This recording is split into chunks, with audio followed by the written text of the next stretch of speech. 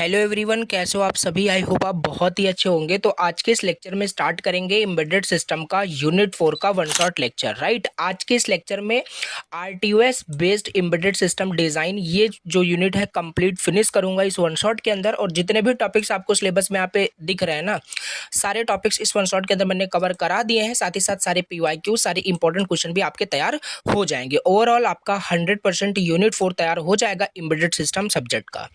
Already हमने unit first, unit second, unit third का one shot upload किया है, चैनल पे जाके आप देख सकते हो। राइट, और अदर भी सब्जेक्ट्स के वन शॉट आप जाके देख सकते हो। लाइक प्लेलिस्ट में आपको जाना है, वहाँ पे आपको ब्लॉकचेन आर्किटेक्चर डिज़ाइन का भी वन शॉट मिल जाएगा और कंप्यूटर नेटवर्क का भी ईजी एक्सप्लेनेशन में सारी चीज़ें मिल जाएगी। न्यूमेरिकल, पीवाईक्यूज, इंपॉर्टेंट कुछ है, सारा कुछ वहाँ पे मैंने अपलोड किया है। एम्बेडेड सिस्टम का तो देख ही रहे हो, और सॉफ्टवेयर इंजीनियरिंग का भी आपको कंप्लीट प्लेलिस्ट वहाँ पे मिल जाएगा। तो चैनल पे जाके आप जरूर देखना। और जो कंप्लीट नोट्स है एम्बेडेड सिस्टम का डिस्क्रिप्शन बॉक्स में दिया है, जाके आप वहाँ से डाउनलोड कर सकते हो। चलिए स्टार्ट करते हैं unit 4 RTOS based embedded system design. तो स्टार्ट करने से पहले प्लीज़ फर्स्ट टाइम देख रहे हो लेक्चर को तो प्लीज़ लाइक करना और end of the lecture comment करना है कोई भी अगर आपका डाउट होता है देन, और सब्सक्राइब जरूर करना। स्टार्ट करते हैं। देखो मैं आपको पहले ही आपको बता रहा हूँ, unit first, unit second, unit third जरूर देख लेना, तभी आपको यूनिट 4 अच्छे समझ में आएगा। अब यहाँ पे हमें क्या करना है, यूनिट का नाम क्या है, real time operating system based embedded system design करने जा रहे हैं। देखो तीसरे थर्ड यूनिट पे हमने क्या देखा था कि कैसे एम्बेडेड सिस्टम का डेवलपमेंट कैसे होता है, ईडीएलसी क्या होता है, कैसे कोई एक एम्बेडेड प्रोडक्ट को हम डिज़ाइन करते हैं।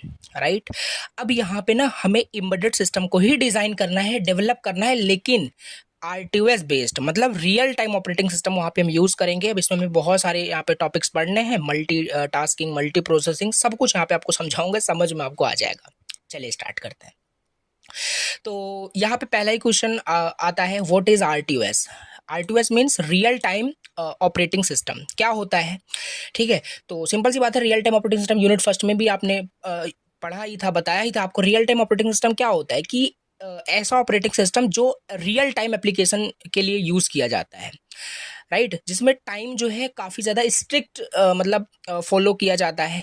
अभी यहाँ पे समझा दो क्या यहाँ पे कहने का मतलब है। रियल टाइम ऑपरेटिंग सिस्टम भी आपके एक ऑपरेटिंग सिस्टम का टाइप ही होता है जो कि डिज़ाइन किया गया है रियल टाइम ऑपरेशंस के लिए, रियल टाइम एप्लीकेशंस के लिए। जैसे एग्जांपल ले लो, जैसे जब भी कोई मिसाइल लॉन्च होता है, मिसाइल लॉन्चिंग सिस्टम में जो भी ऑपरेटिंग सिस्टम वहाँ पे यूज़ होता है ना, तो वहाँ पे नॉर्मल कोई ऑपरेटिंग सिस्टम यूज़ नहीं होता है, वहाँ पे real time operating system use होता है, क्योंकि वहाँ पे मिली सेकेंड का जो डिले होता है बहुत कि समझ पा रहे हो, रियल टाइम एप्लीकेशंस के लिए ये सारे ऑपरेटिंग सिस्टम आपके यूज होते हैं, जिसमें कि जो भी टास्क होना चाहिए वो कंप्लीट होना चाहिए within some specific time limits के अंदर, जिसे हम डेडलाइन कहते हैं। तो यही होता है आपका यहाँ पे रियल टाइम ऑपरेटिंग सिस्टम। और भी लिखा है, it is a special type of operating system that runs applications which need to work within strict time limits. हम इसे वहाँ यूज करते हैं जहाँ पे भैया जो है, जो भी हमारा टास्क है विद इन टाइम लिमिट्स के अंदर वो कंप्लीट होना चाहिए।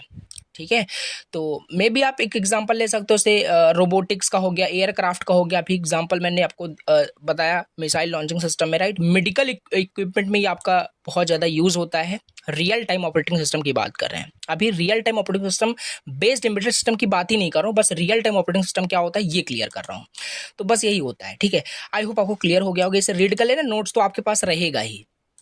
ठीक, तो जैसे एक एग्जांपल देखो, यहाँ पे दिया गया है कार में जो एयर बैग होता है। राइट, अगर मान लेते हैं उसको ओपन होने में बहुत ज़्यादा अगर टाइम लग गया, विद इन टाइम लिमिट के अंदर अगर वो ओपन नहीं हुआ तो क्या हुआ, प्रॉब्लम हो जाएगा, फिर उसका कोई यूज़ नहीं होगा। राइट, समझ पा रहे हो। तो विद इन ऐसा कुछ वहाँ पे टास्क होता है जो विद इन टाइम कंप्लीट होना चाहिए। और जहाँ पे ऐसा कुछ हमारे पास कॉन्स्टेंट्स है कि ये task with in time complete होना चाहिए, वहाँ पे हम रियल टाइम ऑपरेटिंग सिस्टम का कुछ यूज़ कर सकते हैं। आई होप सो क्लियर हो गया होगा।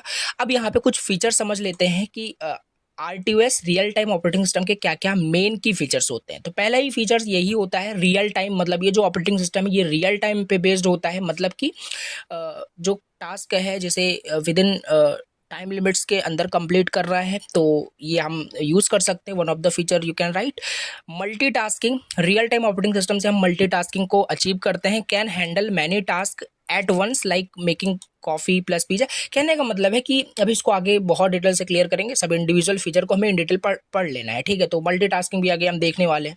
फास्ट रिस्पॉन्स होता है आरटीओएस बेस्ड अगर आपका होता है, ठीक है। प्रेडिक्टेबल टाइमिंग, यहाँ पे ये भी एक फीचर है। प्रेडिक्टेबल टाइमिंग का मतलब है कि जो कोई भी अगर मान लेते हैं डिवाइस या आरटीओएस बेस्ड एम्बेडेड सिस्टम आपने डिज़ाइन किया, उसको यूज़ करो तो आप बता सकते हो कि ये टास्क इतने टाइम में कंप्लीट हो जाएगा, क्योंकि वो होना ही होना है। आरटीओएस यही बताता है कि विद इन टाइम लिमिट आपका वो टास्क कंप्लीट हो जाएगा। तो ईजिली आप प्रेडिक्ट कर सकते हो कि टास्क आपका कब खत्म होगा या कब कंप्लीट होगा। मिनिमल लेटेंसी यहाँ पे होती है, इसमें कोई डिले नहीं होता है। अब इसका टाइप समझेंगे ना तो यहाँ पे सब कुछ क्लियर हो जाएगा। ये कुछ आपको समझ के रखने हैं, रियल टाइम ऑपरेटिंग सिस्टम होता क्या है और इसके की फीचर्स कुछ आपको राइट करने हैं। और अभी हम समझते हैं कितने टाइप्स के आपके रियल टाइम ऑपरेटिंग सिस्टम होते हैं।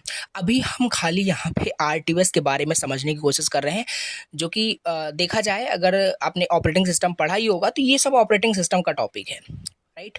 तो अभी हम उसको समझ रहे हैं, फिर आरटीओएस हमें समझ में आ गया, फिर उससे उसका यूज़ करके कैसे हम डिज़ाइन करते हैं, फिर वहाँ पे हम आ जाएंगे एम्बेडेड सिस्टम पे, राइट।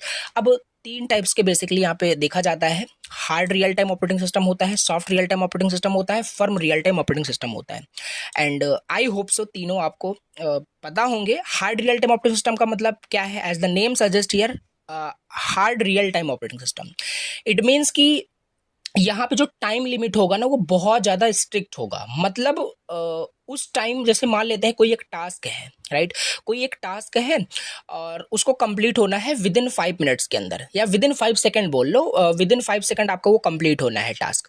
तो अगर वो यहाँ पे hard real time operating system यही इंश्योर करेगा कि वो जो टास्क है ना 5 सेकेंड के अंदर ही कंप्लीट होना चाहिए। This is called simply hard real time operating system. अगर 5 सेकेंड से वो 6 सेकेंड लगा दिया टास्क को कंप्लीट होने में, तो वो hard real time operating system नहीं रह जाएगा और आपका वो फेलियर के कैटेगरी में आ जाएगा। आपका वो टास्क जो है सिस्टम आपका पूरा फेल कर गया। समझ पा रहे हो? तो यहाँ पे ऑल डेडलाइन 100% यहाँ पे मीट करना चाहिए, बिकॉज यहाँ पे हार्ड आरटीओएस है। अगर मिस कर गया, जैसे एग्जांपल अभी दिया, 1 सेकंड क्या मिली सेकंड भी अगर डिले हो जाता है तो सिस्टम आपका फेल मान लिया जाता है, ठीक है। तो इस टाइप में क्या होगा कि हर टास्क भैया कंप्लीट होना चाहिए कि स्ट्रिक्ट डेडलाइन के अंदर, स्ट्रिक्ट टाइम लिमिट के अंदर। समझ पा रहे हो? सो यही है, अगर थोड़ा सा भी डिले हो गया, इवन अ लिटिल कि 1 मिली सेकंड भी डिले हो गया, सिस्टम फेल।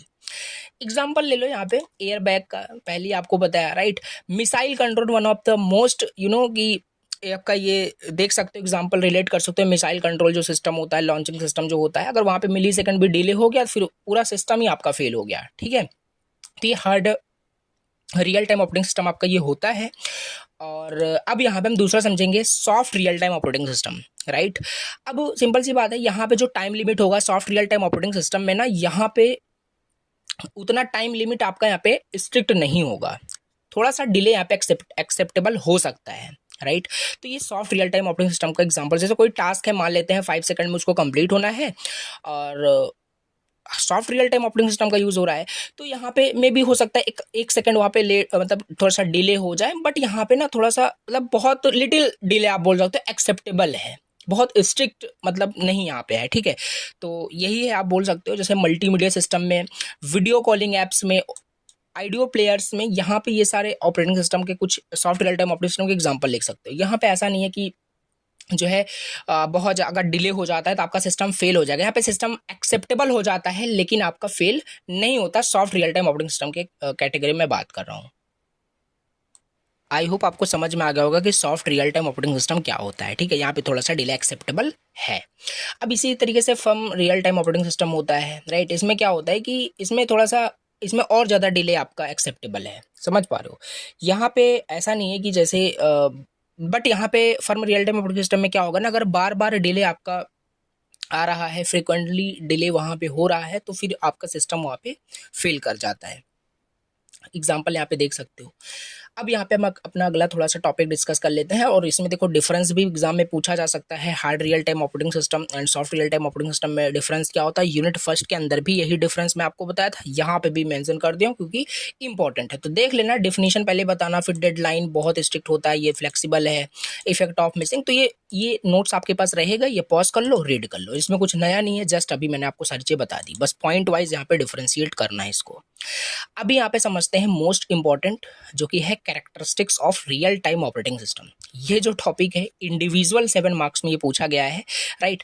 पूछ लेगा रियल टाइम ऑपरेटिंग सिस्टम क्या होता है, इसके कैरेक्टरिस्टिक्स बताइए। ओके, तो कैरेक्टरिस्टिक्स अगर आता है तो 7 पॉइंट्स यहाँ पे मैंने मेंशन किया है, सॉरी यहाँ पे 9 पॉइंट्स मैंने मेंशन किया है, जिसमें कि आपको इन डिटेल सबको एक्सप्लेन करना है। ठीक है, तो कुछ नहीं, वही फीचर से ही इसके कैरेक्टरिस्टिक्स हो जाएंगे। तो पहला क्या हो जाएगा, real time operation, one of the इसके कैरेक्टरिस्टिक्स हो सकता है। और देखो यहाँ पे एक एक लाइन में मैंने जस्ट मेंशन कर दिया है शॉर्ट नोट में, नहीं तो नोट्स काफ़ी लेंदी हो जाता है, फिर पढ़ते नहीं हो, राइट। तो आपको पॉइंट्स याद रहेगा, फिर खुद से एग्जाम में बना के राइट कर पाओगे, समझ पा रहे हो। तो रियल टाइम ऑपरेशन, ये पहला इसका कैरेक्टरिस्टिक्स हो जाएगा। कहने का मतलब है रियल टाइम ऑपरेटिंग सिस्टम क्या करता है कि रियल टाइम ऑपरेशन पे काम करता है, बिफोर द डेडलाइन आपके टास्क को कंप्लीट कर देगा। ठीक है, ये इंश्योर करता है। तो कहानी आपको ये लिखनी है, समझ पा रहे हो। दूसरा मल्टीटास्किंग, मल्टीटास्किंग क्या करता है, अभी आगे जब मल्टीटास्किंग एंड मल्टी प्रोसेसिंग में दोनों में डिफरेंस समझेंगे तो यह आरटीओएस कैसे मल्टीटास्किंग अचीव करता है सबको समझ में आएगा। कहने का मतलब है मल्टीटास्किंग को अचीव करने के लिए वहां पे हम आरटीओएस का यूज करते हैं, तो इसका भी एक कैरेक्टरिस्टिक्स आपका हो जाएगा लो रिस्पॉन्स टाइम। लो रिस्पॉन्स टाइम का मतलब ये है कि भैया कोई भी टास्क है या मान लेते हैं कोई भी टास्क है, तो उसको रिस्पॉन्स करने में जो टाइम होगा बहुत ही कम होगा, बिकॉज ये बहुत ही स्ट्रिक्टली फॉलो करता है राइट टाइम लिमिट्स को। तो रिस्पॉन्स टाइम बहुत ज़्यादा लो होता है, बहुत फास्ट रिस्पॉन्स आपको मिलेगा, राइट। और प्रेडिक्टेबिलिटी, ये तो जस्ट ही पहले स्टार्टिंग में ही आपको बताया था कि आप प्रेडिक्ट कर सकते हो कि ये टास्क कितने टाइम में कंप्लीट होगा, क्योंकि आरटीओएस यूज़ कर रहे हो। तो चीज़ें आपको पहले से पता होती है कि हाँ ये टास्क इतने टाइम लिमिट में कंप्लीट होगा ही होगा, तो प्रेडिक्ट कर सकते हो। तो ये भी एक कैरेक्टरिस्टिक्स हो जाएगा रियल टाइम ऑपरेटिंग सिस्टम का, ठीक। प्रियोरिटी बेस्ड शेड्यूलिंग, ये भी सिलेबस में टॉपिक मेंशन किया गया, इसे भी इन डिटेल से देखेंगे, बस अभी यहाँ पे कैरेक्टरिस्टिक्स याद रखो। प्रायोरिटी बेस्ड शेड्यूलिंग का मतलब है जो बहुत सारे वहाँ पे टास्क होते हैं उसको एग्जीक्यूट करना होगा, तो सबको एक शेड्यूल किया जाएगा जिससे कि विदाउट एनी प्रॉब्लम वो एग्जीक्यूट हो पाए, कंकरेंसी अचीव हो पाए, राइट। तो इसे भी हम देखेंगे इन डिटेल। बाकी पॉइंट्स याद रखना है। मिनिमल लेटेंसी, कहने का मतलब यहाँ पे बहुत ही मतलब जो लेटेंसी मतलब डिले, कहने का मतलब, राइट। तो रियल टाइम ऑपरेटिंग सिस्टम ना बहुत लिटिल डिले पे काम करता है, because hard real time operating system, soft real time operating system, firm real time operating system देखा ही हमने, ठीक है।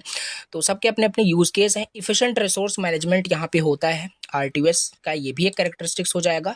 और आगे देखें तो कंकरेंसी अचीव करना है, तब भी हम आरटीओएस ही मतलब वहाँ पे यूज़ किया जाता है। आरटीओएस अलाउ करता है multiple task to run together without disturbing each other. Concurrency और मल्टीटास्किंग में डिफरेंस क्या है, मल्टीटास्किंग मल्टी प्रोसेसिंग में डिफरेंस क्या है, आगे का सब टॉपिक है, सबको समझ में आएगा। अभी बस यहाँ पे पॉइंट्स वाइज याद रखो, आगे आगे बढ़ते रहोगे तो पीछे वाला सब कुछ आपका कवर होता रहेगा, ठीक है। तो ये आपको कुछ 9 पॉइंट्स यहाँ पे लिखने हैं कैरेक्टरिस्टिक्स ऑफ आरटीओएस का, ठीक है। अब यहाँ पे आगे बढ़ते हैं। अब यहाँ पे देखो आगे का काफ़ी सारा यहाँ पे टॉपिक है, जैसे अभी यहाँ पे हम प्रोसेस के बारे में देखेंगे, ठीक है, मल्टीटास्किंग के बारे में देखेंगे। तो इन सबको जब भी हम पढ़ रहे होंगे ना, तो वहाँ पे बार बार आएगा टास्क, राइट। जैसे अभी जस्ट स्टार्टिंग मैंने आपको बताया कि कोई टास्क होगा वो कंप्लीट हो रहा होगा, तो टास्क का मतलब क्या है, ठीक है। आई नो कि आपको पता है टास्क का मतलब क्या है, कोई चीज़ जो कंप्लीट हो रहा हो। प्रोसेस का मतलब क्या है, ये सब पहले जो बेसिक टर्मिनोलॉजी आप बोल सकते हो, इनको पहले हम समझ लेते हैं, जिससे कि वो सब टॉपिक जो हम समझ रहे होंगे जो कि मोस्ट इंपॉर्टेंट है। अब आपसे ये नहीं पूछेगा 7 मार्क्स में टास्क क्या होता है, ठीक है, 2 मार्क्स के लिए इंपॉर्टेंट है, मे बी डिफ्रेंशिएशन पूछ सकता है, बट यहाँ पे हम समझ रहे हैं कंसेप्ट बिल्ड करने के लिए। देखो टास्क क्या होता है, वही टास्क की स्मॉल यूनिट ऑफ वर्क बोल सकते हो जो कंप्लीट करना है, ठीक है, किसी भी प्रोग्राम के जरिए टास्क वही हो गया, ठीक है। जैसे मान लेते हैं एक टास्क एम्बेडेड सिस्टम पढ़ रहे हो ना, तो थोड़ा सा इस टर्म में हम यहाँ पे टास्क को समझने की कोशिश करते हैं। जैसे वॉशिंग मशीन में कपड़े को धुलना, ये भी एक क्या है, टास्क है, सिंपल सी बात है, टास्क है, ठीक है। तो ये टास्क कुछ इस तरीके से होता है। अब प्रोसेस फिर क्या होता है फिर, राइट। तो प्रोसेस आपका कंप्लीट रनिंग प्रोग्राम होता है with its on memory and system resources. Example जैसे आप जब गूगल ओपन करते हो तो एक प्रोसेस होता है, जैसे बात करें अभी यहाँ पे देखो, ये जो पीडीएफ ओपन है ये ब्राउजर के अंदर ही ओपन है, तो ये क्या है, ये एक टास्क नहीं है, ये एक प्रोसेस आपका एग्जीक्यूट हो रहा है इस ब्राउजर के अंदर। इस पूरे मेरे लैपटॉप में एक प्रोसेस एग्जीक्यूट हो रहा है जो कि है ये जो पीडीएफ ओपन है, या गूगल क्रोम आप बोल सकते हो। तो अब कैसे ये प्रोसेस क्यों है, क्योंकि एक पूरा रनिंग प्रोग्राम है, रन कर रहा है, सिंपल मैं आपको पढ़ा पा रहा हूँ, सब सिंपल ये रनिंग प्रोग्राम है, और ये ना अपना एक मेमोरी भी ले रहा है, ठीक है। अभी चाहूँ तो यहाँ पे टास्क मैनेजर ओपन करके आपको दिखाऊंगा, तो ये मेमोरी भी कुछ ले रहा होगा, सीपीयू भी यूज कर रहा है और सिस्टम रिसोर्सेज भी ले रहा है, तो ये एक प्रोसेस हो गया। प्रोसेस के पास हमेशा ध्यान देना, प्रोसेस अपने आप में उसका अपना मेमोरी ऑक्यूपाई करता है, क्योंकि प्रोसेस एग्जीक्यूट करोगे तो वो मेमोरी लेगा, कुछ सिस्टम रिसोर्सेज लेगा। तो यहाँ पे कुछ ये लिखा हुआ है, टास्क एंड प्रोसेस, ये कुछ हो गया। अब थ्रेड क्या होता है, ये भी थोड़ा सा कंसेप्ट बिल्ड करने के लिए समझ लेते हैं। थ्रेड क्या है, थ्रेड क्या होता है, देखो thread smallest part of a process होता है, राइट। प्रोसेस को जब हम फर्दर डिवाइड कर देते हैं और फर्दर पार्ट में डिवाइड कर देते हैं तो थ्रेड बन जाता है, ठीक है। और वो थ्रेड इंडिविजुअली वो आपका रन कर सकता है। एक एग्जांपल आपको दूं, बिल्कुल क्लियर हो जाएगा। देखो जैसे सपोज कर लो, एक एग्जांपल ले लो, राइट, एक घर बनाना है, ठीक है। सपोज कर लो यहाँ पे एक सेकंड अभी देखो, यहाँ पे समझने की कोशिश कर रहे हैं, जैसे टास्क थ्रेड प्रोसेस सब कुछ क्लियर हो जाए। मान लेते हैं एक घर बनाना है आपको, ठीक है। आपने मान लेते हैं यहाँ पे बहुत सारे दोस्त हैं, रुको एक सेकंड, ठीक है। तो अब यहाँ पे क्या होगा कि मान मान लेते हैं घर यहाँ पे बनाना है। अब घर बनाना है, इट इज़ व्हाट, ये आपका क्या है, एक आपका प्रोसेस है, राइट। ये आपका मान लेते हैं एक प्रोसेस है, घर बनाना है, ठीक है। अब अब जैसे मान लेते हैं एक पर्सन से तो घर बनेगा नहीं, ठीक है। अब मान लेते हैं इस पर्सन को बोला गया कि तुम्हें घर बनाना है। अब ये पर्सन क्या करेगा ना, जो घर बनाना है उस घर को बनाने के लिए अपने और दोस्तों को इंक्लूड कर लेगा, समझ पा रहे हो, अपने और दोस्तों को इंक्लूड कर लेगा। फिर साथ में मिलकर सब लोग घर बनाएंगे, कोई रूफ को बनाएगा, कोई वॉल कोई बनाएगा। तो डिफरेंट डिफरेंट सबको टास्क वहाँ पे असाइन हो जाएंगे। अब सबको जो अलग अलग मतलब काम मिला ना कि तुम ये करोगे मैं ये करूंगा, ये टास्क हो गया। और ये जो पूरी चीज जो बनाई जा रही है, घर बनाया जा रही है, एक प्रोसेस हो गया, ठीक है। ये अपने आप में कुछ रिसोर्सेज ले रहा होगा, ब्रिक्स ले रहे होंगे, सीमेंट ले रहा होगा, ठीक है। समझ पा रहे हो मैं क्या बोल रहा हूँ, ठीक है। ये प्रोसेस हो गया। अब थ्रेड क्या है भैया, देखो थ्रेड यही है जो पूरा प्रोसेस था घर को बनाने के लिए, जो मतलब घर को बनाना एक प्रोसेस था। अब उस प्रोसेस को डिवाइड कर दिया गया थ्रेड में। थ्रेड मतलब वही उनके जो दोस्त हैं, राइट। अब ये थ्रेड ना इंडिविजुअल काम करेंगे, इंडिपेंडेंटली काम करेंगे, समझ रहे हो। ये रूफ बनाएगा, ये वॉल बनाएंगे। तो यहाँ पे वही लिखा है कि एक पार्ट होता है प्रोसेस का जिससे कि वो इंडिपेंडेंटली वो काम करते हैं, ठीक है। कोई किसी पे डिपेंड नहीं कर रहा होता है। ऐसा नहीं वो रूफ बना रहा है तो वो वेट करेगा पहले तुम वॉल बनाओगे तभी मैं रूफ बनाऊंगा, ठीक है। तो डिफरेंट डिफरेंट चीजें हैं, मतलब कहने का मतलब इंडिपेंडेंटली आपका थ्रेड समझ में आ गया होगा क्या होता है, ठीक है। तो ये कुछ और एग्जांपल है, बाकी ये बहुत ज़्यादा इंपॉर्टेंट नहीं, बस पे थोड़ा सा लोग डिफरेंस समझ लेते हैं क्या होता है टास्क प्रोसेस थ्रेड में, तीनों में डिफरेंस याद रखने के लिए आपको जस्ट ये पॉइंट्स याद रखने हैं। डिफिनेशन, मेमोरी, डिपेंडेंसी कहाँ यूज होता है, चीज़ें आपको क्लियर हो जाएगी। डिफिनेशन टास्क की क्या थी कि यूनिट ऑफ एग्जीक्यूशन इन आरटीओएस, उसे हम टास्क बोलते हैं। कोई रनिंग प्रोग्राम हो गया वो प्रोसेस होता है। सिस्टम रिसोर्सेज ले रहा होगा, मेमोरी ले रहा होगा, ये भी राइट कर सकते हो। और थ्रेड क्या होता है, प्रोसेस का एक पार्ट होता है that runs independently, right. Memory की बात करें, टास्क आपका मेमोरी शेयर करता है और इसके पास खुद का एक मेमोरी स्पेस होता है, shares memory with other threads. तो सिंपल बात है, अलग थ्रेड्स में वो मेमोरी शेयर किया जाएगा। डिपेंडेंसी की बात करें, टास्क डिपेंड कर सकता है विथ ईच अदर, राइट। और ये प्रोसेस इंडिपेंडेंट होता है। और थ्रेड भी आपका जो है इंडिपेंडेंट ही होता है, बट यहाँ पे साथ में काम, मतलब साथ में ये टास्क एग्जीक्यूट हो रहे होते हैं, प्रोसेस एग्जीक्यूट हो रहा है। बाकी चीज़ें अभी क्लियर होगी। बाकी डिफरेंस आपको याद रखना है, यूज़ कहाँ होता है आरटीओएस में, ये भी कुछ यहाँ पे जनरल ऑपरेटिंग सिस्टम में, और किसी प्रोसेस के अंदर आपका थ्रेड एग्जीक्यूट होता है, ठीक है। तो कुछ ऐसा डायग्राम बना करके आप दिखा सकते हो कि ये आपका प्रोसेस हो जाएगा, प्रोसेस के अंदर थ्रेड होता है, तो अपनी क्रिएटिविटी यहाँ पे लगा सकते हो, ठीक है। तो ये चीज़ हमने यहाँ पे समझ लिया कि क्या होता है, तीनों में यहाँ पे कंपैरिजन करके डिफरेंशिएट करके हमने देख लिया। अब एक मोस्ट इंपॉर्टेंट क्वेश्चन यहाँ पे मैं डिस्कस करूंगा, जो कि है प्रोसेस एंड थ्रेड में डिफरेंस क्या होता है, difference between process and thread. तो प्रोसेस क्या है, आपको पहले ही बताया, रनिंग प्रोग्राम, राइट। एक प्रोग्राम जो एग्जीक्यूट हो रहा है वो आपका एक प्रोसेस हो जाएगा, ठीक है। और खुद का मेमोरी स्पेस ले रहा है, तो वो आपका डेफिनेशन यही हो गया। इसको डिफाइन करना है, स्मॉलर यूनिट होता है किसी प्रोसेस का, वो थ्रेड होता है। मेमोरी की बात करें तो प्रोसेस के पास अपना एक सेपरेट मेमोरी स्पेस होता है, ये मतलब मेमोरी को शेयर कर रहे होते हैं अदर थ्रेड्स के साथ, ठीक है। कम्युनिकेशन की बात करें, इंटर प्रोसेस कम्युनिकेशन, ये भी सिलेबस में टॉपिक दिया हुआ है, इसे भी इन डिटेल अभी हम देखने वाले हैं आगे, ठीक है। तो ये इंटर प्रोसेस कम्युनिकेशन की रिक्वायरमेंट इसमें होती है प्रोसेस में, और easily communicate with other threads. Speed की बात करिए, स्लोअर होता है ड्यू टू मोर ओवरहेड, यहाँ पे मतलब होता है, ठीक है। Faster as switching is lighter. और क्रैश इफेक्ट की बात करें, does not affect other process, if one thread crashes it can affect the whole process. Resource usage, creation time. तो इसके कुछ पॉइंट्स आपको याद रखने हैं, डिफरेंस आपको समझ में आ जाएगा, ठीक है। तो प्रोसेस एंड थ्रेड में डिफरेंस क्या होता है ये देख लिया। अब यहाँ पे हम अपना टॉपिक अगला डिस्कस करते हैं, जो कि है life cycle of a task और प्रोसेस। एग्जाम में ये पूछा जा सकता है। देखो चीज़ें आपको बिल्कुल यहाँ पे बहुत सारी चीज़ें ना लग रही होगी, ये तो हम ऑपरेटिंग सिस्टम पढ़ रहे हैं, बिल्कुल सारे टॉपिक्स आपका वही दिया है, हमें आरटीओएस को समझना ही पड़ेगा इन डिटेल से। तो बस उसी का यूज़ करके अब जो सिंपल सी बात है, जो आपका वहाँ पे ऑपरेटिंग सिस्टम आप यूज़ हो रहा है एम्बेडेड सिस्टम डिज़ाइन करने में, वहाँ आरटीओएस हो रहा है, तो उसके बारे में हमें इन डिटेल समझना ही पड़ेगा और चीज़ें आपको बिल्कुल क्लियर हो रही होगी। पहले भी आपने सब्जेक्ट्स को पढ़ रखा है ऑपरेटिंग सिस्टम को, तो वही सेम चीज़ यहाँ पे है, राइट। तो अब लाइफ साइकिल की बात करना है हमें। टास्क एंड प्रोसेस का लाइफ साइकिल क्या होता है? लाइफ साइकिल का मतलब यहाँ पे यही है, जैसे हम बोल रहे हैं कि ये जो ब्राउज़र में मैं इसे ओपन किया हूँ, राइट, इस प्रोसेस को एग्जीक्यूट कर पा रहा हूँ, आपको पढ़ा पा रहा हूँ, तो ऐसा नहीं है कोई भी टास्क हो गया, कोई भी प्रोसेस हो गया, तो ऐसा नहीं कि वो बस एग्जीक्यूट ही हो रहा है, उसमें कुछ मतलब स्टेट। तो कहने का मतलब है कोई भी टास्क कोई भी प्रोसेस जब एग्जीक्यूट होता है ना, तो कुछ ना कुछ वहाँ पे आपका लाइफ साइकिल फॉलो होता है, कुछ ना कुछ स्टेट्स फॉलो होते हैं, उन स्टेट से होकर के वो चीज़ आपकी कंप्लीट हो रही होती है। समझ पा रहे हो? जैसे एग्जांपल ही ले लो, सॉफ्टवेयर इंजीनियरिंग हमने सब्जेक्ट्स पढ़ा, ठीक है, वहाँ पे हम क्या करते थे, कोई भी सॉफ्टवेयर जब डेवलप होता है तो ऐसा नहीं है कि मतलब डायरेक्ट सॉफ्टवेयर ही डेवलप करना स्टार्ट हो जाता है, कहने का मतलब कोडिंग स्टार्ट हो जाती है। वहाँ पे कुछ लाइफ साइकिल होते हैं जिसे हम सॉफ्टवेयर डेवलपमेंट लाइफ साइकिल बोलते हैं, ठीक है। और एग्जांपल ले लो, जैसे ईडीएलसी हमने पढ़ा यूनिट 3 में। एम्बेडेड सिस्टम को डिजाइन करने का मतलब ऐसा नहीं है खाली बस स्टार्ट हो जाओ एम्बेडेड सिस्टम को डिजाइन करना, कुछ ना कुछ वहाँ पे स्टेट थे, कुछ ना कुछ फेजेस था, कुछ ना कुछ वहाँ पे लाइफ साइकिल था, फॉलो हो रहा होता है, राइट। तो उसी तरीके से यहाँ पे कोई भी प्रोसेस जब एग्जीक्यूट होता है, रन होता है, कंप्लीट होता है, कोई भी टास्क एग्जीक्यूट हो रहा होता है, प्रोसेस एग्जीक्यूट हो रहा होता है, तो कुछ ना कुछ लाइफ साइकिल फॉलो होता है। तो यहाँ पे देखो क्या क्या स्टेट्स होते हैं, लाइफ साइकिल बोल लो या स्टेट्स बोल लो, दोनों सेम ही चीज़ है। तो न्यू स्टेट होता है, रेडी स्टेट होता है, फिर रनिंग स्टेट होता है, फिर आपका यहाँ पे वेटिंग स्टेट होता है, फिर यहाँ पे टर्मिनेट। यहाँ से आपके 5 स्टेट्स होते हैं। अब इनका फ्लो आपको मैं अभी बताऊंगा। जैसे कोई भी नया अगर टास्क आपका एग्जीक्यूट करना है, प्रोसेस एग्जीक्यूट करना है, तो वो न्यू स्टेट में आएगा, यानी वो न्यू स्टेट में रहेगा। अब जब उसे एग्जीक्यूट करना होगा तो वो रेडी स्टेट में आएगा, ठीक है। तो वो एडमिट हो जाएगा रेडी स्टेट में। अब रेडी स्टेट से क्या करेगा, यहाँ पे एक शेड्यूलर डिस्पैच होता है। देखो इन डिटेल बहुत जाना पड़ेगा अगर ये चीज़ें समझोगे, डिस्पैचर क्या होता है, शेड्यूलर के बारे में, ठीक है। बाकी इतनी चीज़ें क्लियर रखूँ। तो कोई टास्क मान लेते हैं एग्जीक्यूट करना है, तो इन सब स्टेट से होकर के जाएगा। अब मान लेते हैं कोई टास्क एग्जीक्यूट करना है, तो वो मान लेते हैं क्यू में लग गया, राइट। तो एक मतलब वो न्यू स्टेट में आ चुका है, यानी वो मतलब रन करना चाहता है, एग्जीक्यूट करना चाहता है, तो उसे एडमिट करना पड़ेगा रेडी स्टेट में, ठीक है।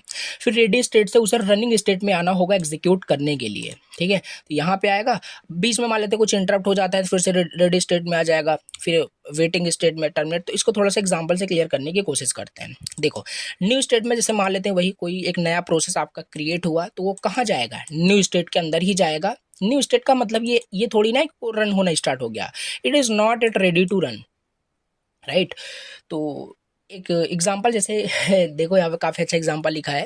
जैसे कोई स्टूडेंट मान लेते हैं किसी कोर्स में एनरोल कर गया, तो ऐसा नहीं है कि वो पढ़ाई स्टार्ट कर दी उसने, जस्ट अभी वो एक न्यू स्टेट में आया है, एनरोल कर लिया है, ठीक है। तो ये है। दूसरा रेडी स्टेट, वहाँ पे क्या था, इस स्टेट में क्या होगा ना कि जो टास्क है वो रेडी टू रन है, ठीक है, वो रेडी टू रन है, अब वो रन करने के लिए तैयार है, बट अभी भी वो वेट कर रहा है सीपीयू का टू बी असाइन। अब टेक्निकल यहाँ पे लिखा है कोई भी देखो टास्क अगर एग्जीक्यूट करना है तो उसको सीपीयू दोगे कि नहीं दोगे, सीपीयू यूज करेगा। जैसे अभी ये आपका प्रोसेस एग्जीक्यूट हो रहा है यहाँ पे, तो ये सीपीयू का यूज कर रहा है बैकएंड में, ठीक है।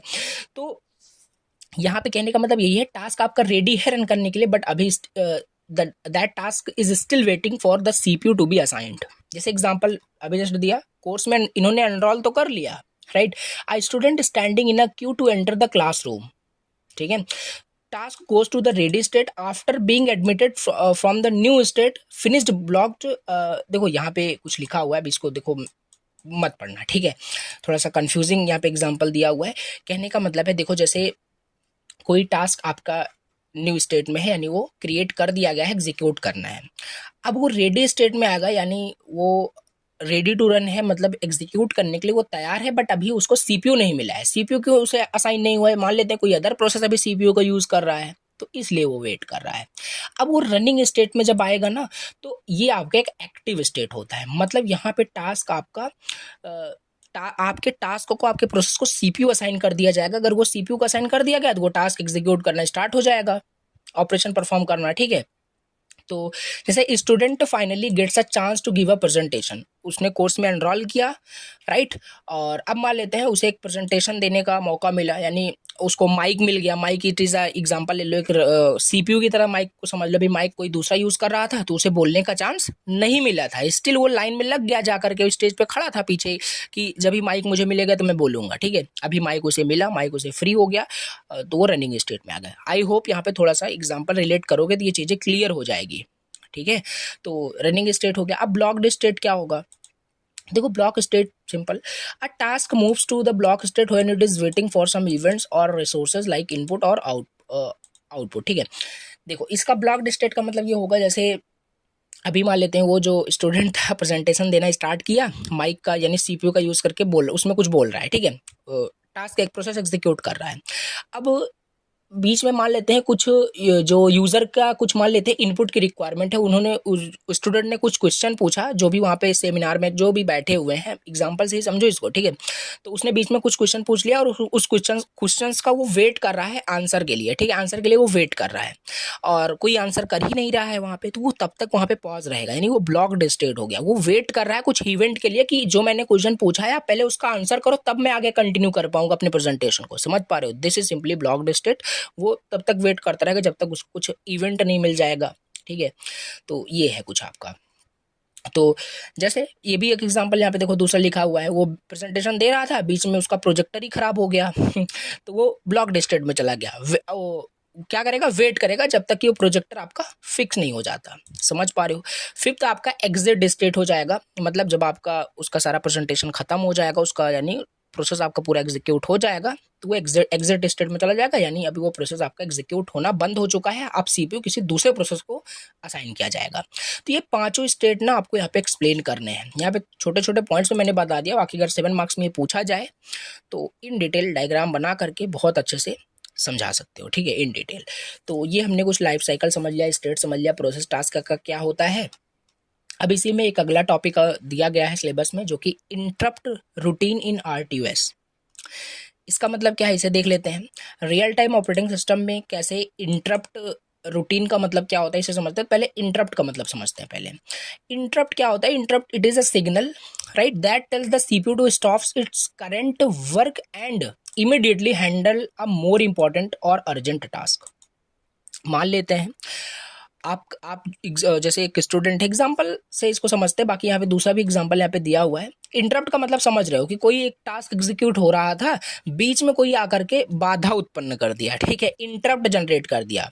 इट इज अ सिग्नल जो सिंपल डिस्टर्ब कर दिया करंट वर्क को। और फॉर क्यों डिस्टर्ब कर दिया? सिंपल ये यूजफुल भी होता है और बहुत ही ज़्यादा बेकार भी होता है, तो देखेंगे आगे भी।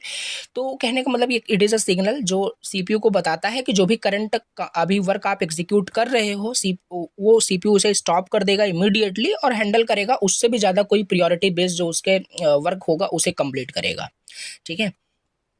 तो देख लेते हैं, जैसे एग्जांपल ले लेते हैं। देखो यहाँ पे, ठीक है, मान लेते हैं ये सीपीयू है, राइट।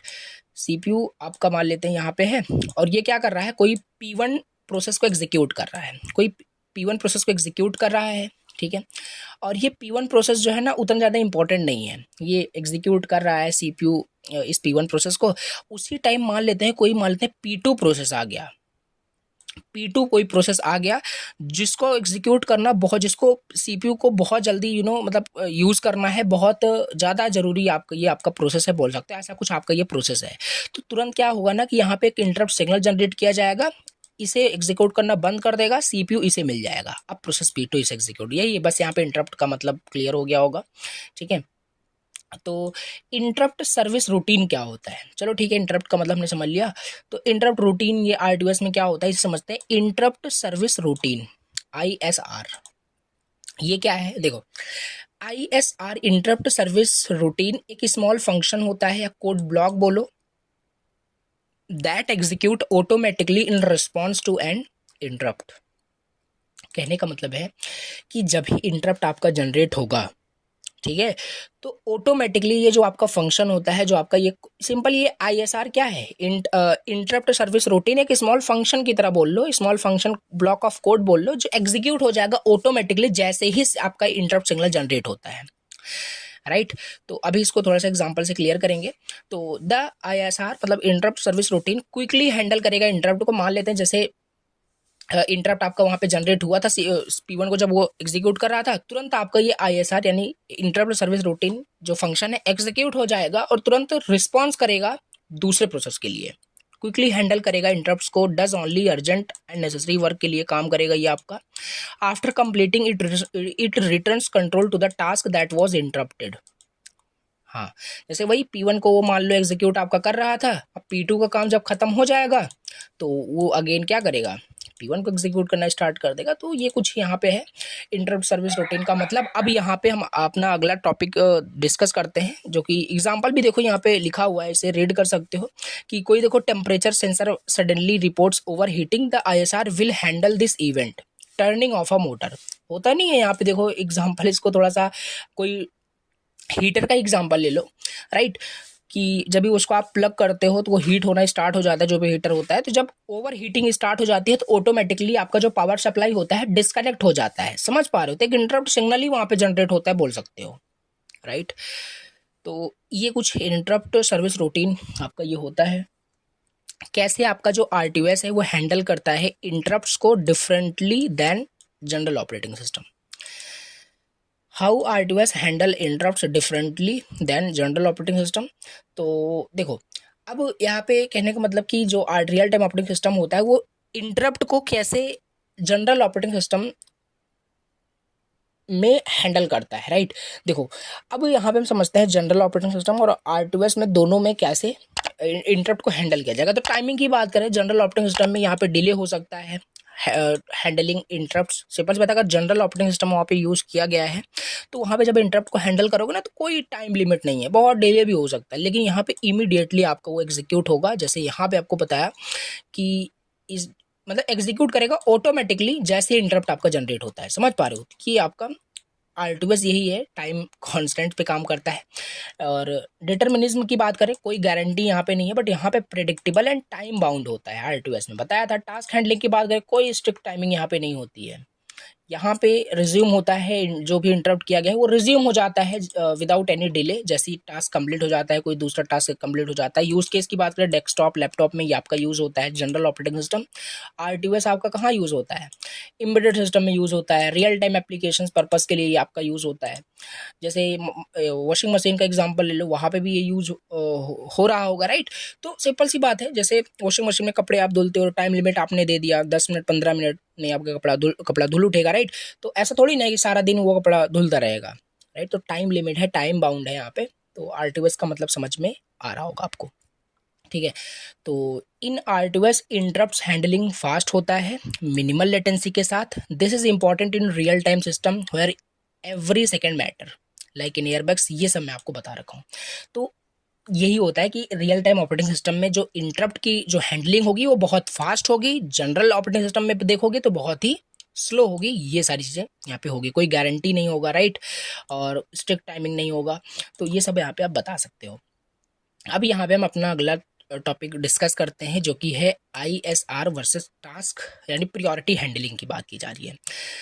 इंटरप्ट सर्विस रूटीन और टास्क, इन दोनों में डिफरेंस देखेंगे, मतलब क्या होता है, ठीक है। पहले हमने देख ही रखा है, और प्रायोरिटी हैंडलिंग का मतलब क्या होता है इसे थोड़ा सा सिलेबस में दिया है, डिस्कस कर लेते हैं।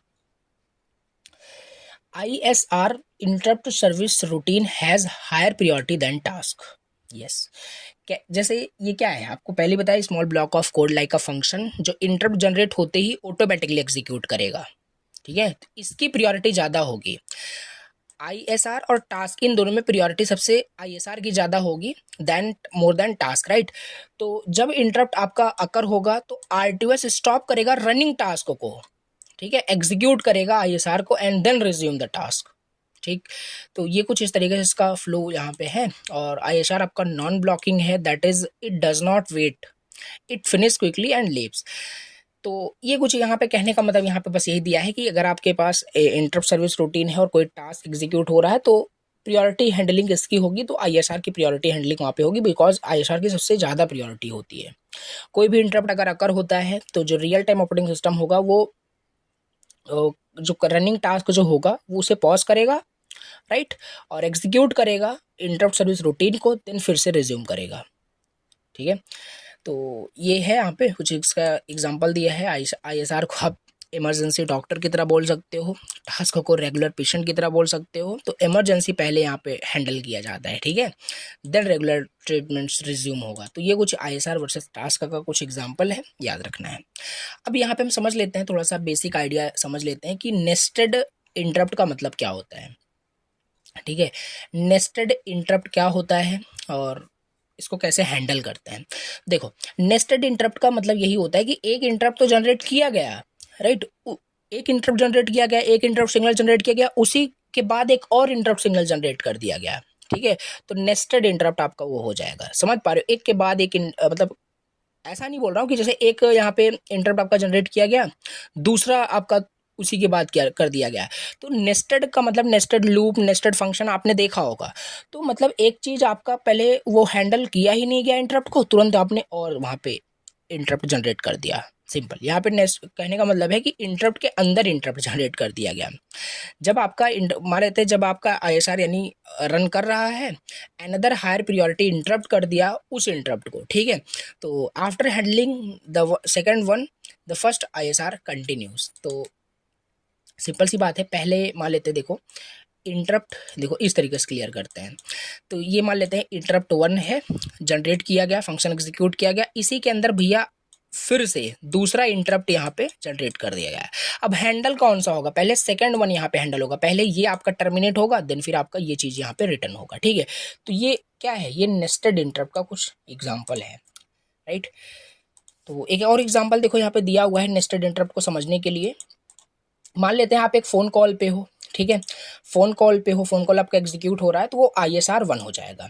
और मान लेते हैं एक फायर अलार्म उसी टाइम आपका बजने लगा, तो वो क्या होगा, ISR 2 हो जाएगा। आप कॉल को छोड़ दोगे, राइट, फिर हैंडल करोगे फायर अलार्म सिचुएशंस को, देन रिटर्न हो जाओगे कॉल पे। This is what nested interrupt आपका ये होता है। RTOS सपोर्ट करता है, याद रखना इंपॉर्टेंट पॉइंट है, रियल टाइम ऑपरेटिंग सिस्टम जो होता है वो नेस्टेड इंटरप्ट को सपोर्ट करता है carefully using priority level so that urgent events are never delayed, ठीक है। तो जो अर्जेंट टास्क होगा वो पहले एग्जीक्यूट होगा वहाँ पे।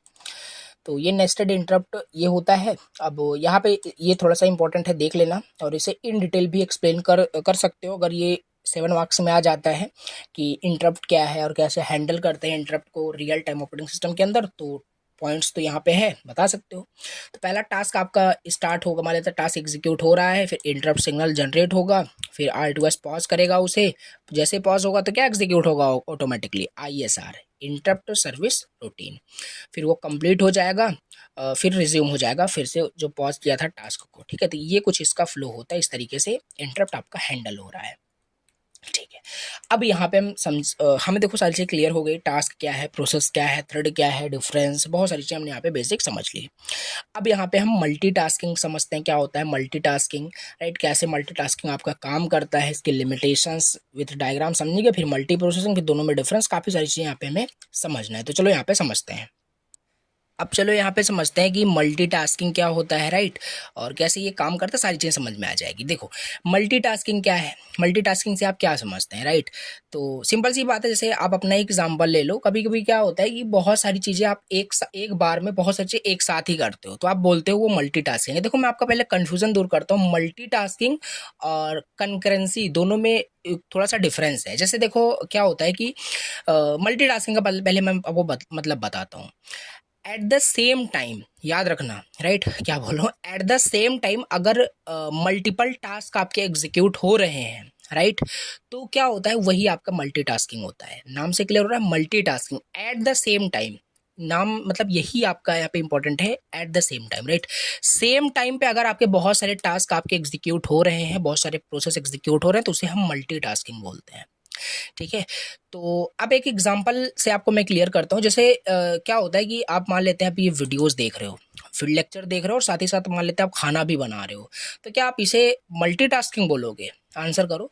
तो क्या आप इसे मल्टीटास्किंग बोलोगे, आप अभी वीडियोस भी देख रहे हो, लेक्चर भी देख रहे हो, साथ ही साथ खाना भी बना रहे हो, तो आप क्या मल्टीटास्किंग कर रहे हो, नहीं, इसे हम मल्टीटास्किंग नहीं बोलेंगे, इसे हम कंकरेंसी बोलेंगे। देखो बहुत ज़्यादा इसमें कन्फ्यूज़न होता है, multitasking, multi processing, multi programming, concurrency, काफ़ी सारी चीज़ें।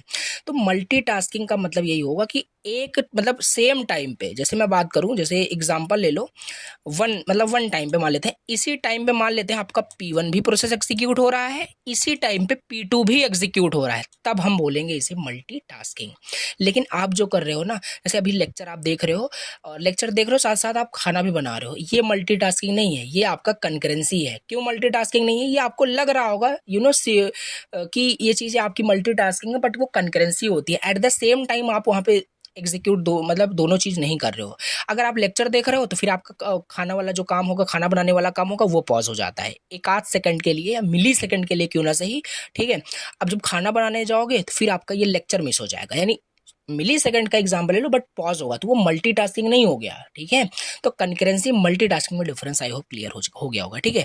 तो यही होता है सिंपल। अब यहाँ पे एम्बेडेड सिस्टम को थोड़ा कंटेक्स्ट में देखें तो जो आपका there is a usually one CPU, so the task don't actually run at the same moment, instead the CPU switches between task very quickly. यहाँ पे देखो वही लिखा हुआ है कि सीपीयू इतनी फास्टली जो है टास्क को स्विच करता है कि हमें ऐसा प्रतीत होता है कि वो जो है पैरेलली वो एग्जीक्यूट हो रहे हैं, ठीक है। जैसे अभी एग्जांपल हमने लिया, हम स्विच करते हैं, राइट। हम लेक्चर देख रहे हैं फिर खाना बना रहे हैं, लेक्चर देख रहे हैं खाना बना रहे हैं, तो स्विच करते हैं मिली सेकंड में ही क्यों ना सही, तो वो मल्टीटास्किंग नहीं, वो कंकरेंसी होता है। तो मल्टीटास्किंग का मतलब अब मैं आपको बताता हूँ। जैसे मान लेते हैं ये आपका सीपीयू है, ठीक है, समझना।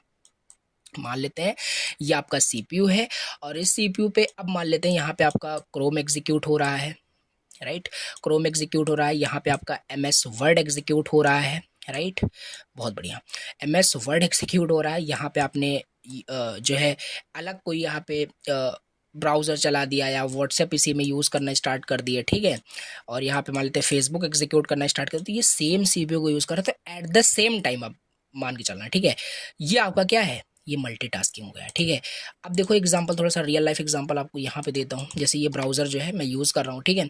अब इसी में एक नए टैब में अगर कोई दूसरा यहाँ पे मैं मान लेता हूँ कुछ भी यहाँ पे ओपन कर दूँ, तो वो क्या हो जाएगा बताओ। सिंपल, ये मल्टीटास्किंग है। यहाँ पे देखो मल्टीपल चीज़ें यहाँ पे ओपन है, ठीक है।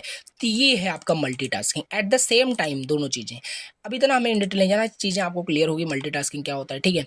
तो जैसे एक और एग्जांपल से क्लियर करते हैं, कंफ्यूजन नहीं होना चाहिए। इमेजिन करो एक टीचर है checking multiple notebooks, she checks one page from notebook A, then one from notebook B, and then C, ठीक है। तो ये क्या है, ये आपका है मल्टीटास्किंग। 3 कॉपियां मान लेते हैं रखा गया है यहाँ पे, देखो नोटबुक आपका ए है, राइट, नोटबुक आपका बी है, नोटबुक आपका सी है, राइट। अब टीचर क्या कर रही है, पहले एक पेज इसका चेक कर रहे हैं, फिर इसका सेम चीज़ को रिपीट किया जा रहा है। तो ये क्या एक मल्टीटास्किंग का एग्जांपल हो सकता है। तो कुछ भी एग्जांपल दिखा सकते हो, राइट, इतना यहाँ पे टफ नहीं है। अब यहाँ पे कैसे मल्टीटास्किंग काम करता है RTOS के साथ, हमें ये समझना है। मल्टीटास्किंग कैसे काम करता है रियल टाइम ऑपरेटिंग सिस्टम के साथ, समझते हैं। तो रियल टाइम ऑपरेटिंग सिस्टम के साथ ना जो आपका ये मल्टीटास्किंग है, एक शेड्यूलर का यूज़ करके अचीव किया जाता है, ठीक है, यूजिंग अ शेड्यूलर। तो real time operating system manage task using a scheduler, it decide. अब ये शेड्यूलर क्या होता है, देखो ये सब ऑपरेटिंग सिस्टम का टॉपिक है। शेड्यूलर का मतलब वही जो टास्क को शेड्यूल करेगा, ठीक है। तो which task should run fast, how for how long, when to pause one and run another, this is done using task priority and scheduling algorithm. बहुत सारे शेड्यूलिंग एल्गोरिथम यहाँ पे हमने पढ़ रखे होंगे, राउंड रोबिन, राइट। तो काफ़ी सारे हैं। तो ये कहने का मतलब है जो मल्टीटास्किंग जो होता है वो RTOS के साथ शेड्यूलर का यूज़ करके काम करता है। और शेड्यूलर ये मतलब इंश्योर करता है कि कोई भी टास्क को आप शेड्यूल करना है और किसी दूसरे टास्क को कब एग्जीक्यूट करना है, कितने टाइम तक एग्जीक्यूट करना है, ठीक है। सब चीज़ यहाँ पे शेड्यूलर ही डिसाइड करता है मल्टीटास्किंग अचीव करने के लिए रियल टाइम ऑपरेटिंग सिस्टम में with the help of the some algorithm, right. तो क्या ये चीज़ आपको बस बतानी है, यहाँ पे लिखनी है। बेनिफिट्स क्या है मल्टीटास्किंग के, बेनिफिट्स यही होगा कि बेटर CPU का यूज़ कर पाओगे, कोई टाइम आपका वेस्ट नहीं होगा। मल्टीटास्किंग इसीलिए करते हैं ना कि पहले एक टास्क कर लो फिर दूसरा टास्क करो, तो टाइम वेस्ट होगा, तो एक ही साथ दोनों काम कर लो, ठीक है। तो CPU का यूटिलाइजेशन सही से हो पाएगा, रिस्पॉन्सिवनेस हो पाएगा, टास्क लाइक सेंसर रीडिंग और button press can be handled quickly, organised होगा, रियल टाइम बिहेवियर वहाँ पे हो पाएगा। तो मल्टीटास्किंग काफ़ी सारी चीज़ें यहाँ पे राइट कर सकते हो। ये जो मैंने अभी आपको एग्जांपल दिया था ना, वो यहाँ पे वही लिखा हुआ है मल्टीटास्किंग का। एमएस वर्ड यानी एमएस पेंट आपका यहाँ पे चलाया जा रहा है, एक्सेल भी चलाया जा रहा है, ईमेल भी देख रहे हो, राइट। तो ये क्या है, ये डायग्राम बनाना, वो डायरेक्ट वाला मत बनाना, ये आप डायग्राम बना सकते हो। तो ये क्या है, मल्टीटास्किंग का एक डायग्राम है, समझ पा रहे हो क्लियरली, सारी चीज़ें समझ में आ रही होगी। कई सारे प्रोसेस यहाँ पे एग्जीक्यूट हो रहे हैं eight the same time. Limitations यहाँ पे क्या होता है, लिमिटेशन ये होता है कि भैया बहुत ज़्यादा कॉम्प्लेक्स हो जाता है, और मेमोरी यूजेस बहुत ज़्यादा होगा, eight the same time execute करोगे तो मेमोरी बहुत ज़्यादा एग्जीक्यूट होगा ही। तो एक सेकंड थोड़ा सा मैं आपको और विजुलाइज यहाँ पे आई थिंक मैं करा सकता हूँ, एक मिनट देखें तो यहाँ पे ओपन करके टास्क मैनेजर, राइट, कि क्या क्या प्रोसेस अभी यहाँ पे एग्जीक्यूट हो रहा है eight the same time, multitasking हम समझना चाहते हैं, ठीक है। तो देख सकते हो आप भी लैपटॉप को ओपन करके, तो यहाँ पे देखो इतने सारे टास्क यहाँ पे प्रेजेंट टाइम में सब कुछ एग्जीक्यूट हो रहा है। तो ये हो क्या रहा है, सेम सीपीयू को सब यूज़ कर रहे हैं, सब प्रोसेस। आपका ये स्क्रीन रिकॉर्डर जिससे आप देख पा रहे हो चीज़ें, गूगल क्रोम भी ओपन है, विंडोज एक्सप्लोरर जिसमें ये फाइल ओपन है, ठीक है। तो ये चीज़ at the same time open है, ठीक है। तो ये क्या है, मल्टीटास्किंग, बस यही होता है, ठीक है। तो चीज़ें आपको क्लियर होगी। तो ये हो गया कुछ इसके लिमिटेशंस हमने देख लिया। अब चलो ठीक है, मल्टीटास्किंग हमने समझ लिया क्या है, कैसे काम करता है, शेड्यूलर का यूज़ करके अब ये अचीव होता है, ठीक है। अब यहाँ पे हम मल्टी प्रोसेसिंग समझते हैं। मल्टी प्रोसेसिंग फिर मतलब क्या होता है देखो, ये थोड़ा सा डिफरेंशिएट करना। मल्टीटास्किंग में ना सिंगल आपका सीपीयू होता है, राइट, सिंगल सीपीयू वहाँ पे होता है, और सिंगल सीपीयू ही मल्टीटास्क को वहाँ पे एग्जीक्यूट कर रहा होता है, मल्टीपल प्रोसेस को परफॉर्म कर रहा होता है, रन कर रहा होता है। अब मल्टी प्रोसेसिंग में ना, मल्टी प्रोसेसिंग को हम क्या बोलते हैं, मल्टी प्रोसेसर भी हम कभी कभी बोलते हैं, right. Multi processor, multi processing, तो क्या हो रहा है, मल्टी प्रोसेसर कहने का मतलब, प्रोसेसर मतलब सीपीयू, यहाँ पे बहुत ज़्यादा मतलब वन और मोर देन, यहाँ पे मोर देन वन सीपीयू यहाँ पे हो सकते हैं। तो मल्टी प्रोसेसिंग का मतलब होगा कि कोई सिस्टम है, कोई कंप्यूटर सिस्टम है जिसमें भैया मोर देन वन सीपीयू है। वहाँ पे एक सीपीयू नहीं होगा, एक सीपीयू होगा तब तो फिर वो मल्टीटास्किंग के अंदर आएगा। एक से ज़्यादा सीपीयू अगर वहाँ पे होते हैं तो उसे हम मल्टी प्रोसेसिंग सिस्टम बोलते हैं। It can be truly run multiple task at the same time, ठीक है। तो यहाँ पे ऐसा सिस्टम जिसमें मोर देन वन सीपीयू हैं, राइट, और मल्टीपल टास्क वहाँ पे फिर एग्जीक्यूट हो रहे होंगे अलग अलग सीपीयू से। तो ये क्या होगा, मल्टी प्रोसेसिंग सिस्टम आप उस बोल सकते हो उस कंप्यूटर सिस्टम को जिसमें भी मल्टीपल वहाँ पे सीपीयू वहाँ पे होते हैं, ठीक है। तो हर हर टास्क, हर प्रोसेसर को वहाँ पे असाइन होता है, ठीक है। अब इसको थोड़ा सा रिलेट करेंगे, देखेंगे, राइट। इसका डायग्राम भी आप बना सकते हो। तो जैसे एग्जांपल यहाँ पे दिया हुआ है, इमेजिन करो एक किचन है जिसमें 3 खाना बनाने वाले यहाँ पे कुक्स हैं। Each cook prepares a different dish eight the same time, this is true parallelism, right. Multi processing यही होता है, राइट। तो ये किचन था यानी कंप्यूटर आपका, मान लो इसके अंदर 3 सीपीयू हैं, 3 कुक्स मतलब 3 खाना बनाने वाले यहाँ पे हैं। हर सीपीयू का अपना अपना काम है, हर हर वहाँ पे जो कुक्स है अलग अलग डिफरेंट डिश बना रहा है। तो इस वजह से यहाँ पे सब एग्जांपल यहाँ पे दे चीज़ें क्लियर हो पूरा प्रॉपरली, राइट। तो ये ट्रू पैरेललिज्म यहाँ पे हो पा रहा है। मल्टी प्रोसेसिंग यही होता है कि जो मल्टीपल जो टास्क है ना एट द सेम टाइम अलग अलग सीपीयू से एग्जीक्यूट हो रहे हैं, मल्टी प्रोसेसिंग यही होता है। अब इसमें 2 टाइप्स की आपकी मल्टी प्रोसेसिंग यहाँ पे होती है। सिमेट्रिक मल्टी प्रोसेसिंग आपका होता है एसएमपी, दूसरा एसिमेट्रिक मल्टी प्रोसेसिंग यहाँ पे होता है। अब सिमेट्रिक मल्टी प्रोसेसिंग का मतलब क्या है, सिमेट्रिक मल्टी प्रोसेसिंग में ना अब सिंपल सी बात है, यहाँ पे मोर देन वन सीपीयू होंगे, तो जितने भी सीपीयू होंगे ना वो सब इक्वल होंगे। कहने का मतलब है ऑपरेटिंग सिस्टम डिसाइड करेगा which one two use, right. यहाँ पे सीपीयू मान लेते हैं, एक सिस्टम में 3 सीपीयू हैं, तो सीपीयू 1, सीपीयू 2, सीपीयू 3, तीनों सीपीयू इक्वल होंगे, मतलब सबको इक्वल जो जॉब होगा वो दिया जाएगा, राइट, वो एग्जीक्यूट कर रहे होंगे। ये सिमेट्रिक मल्टी प्रोसेसिंग का एग्जांपल हो गया। दूसरा एसिमेट्रिक में क्या होगा ना कि 3 अगर सीपीयू है तो सीपीयू 1 कोई दूसरा काम करेगा, सीपीयू 2 कोई दूसरा काम करेगा, सीपीयू 3 कोई दूसरा काम करने का मतलब है कि कोई प्रोसेस एग्जीक्यूट करेगा। तो each CPU does a specific job, सबका अपना अपना एक स्पेसिफिक काम होगा, स्पेसिफिक प्रोसेस एग्जीक्यूट करना होगा। तो एसिमेट्रिक मल्टी प्रोसेसिंग यही होता है, ठीक।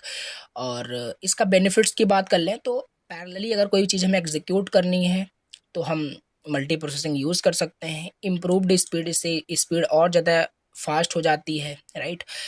तो बेटर परफॉर्मेंस मिलता है कॉम्प्लेक्स सिस्टम के लिए।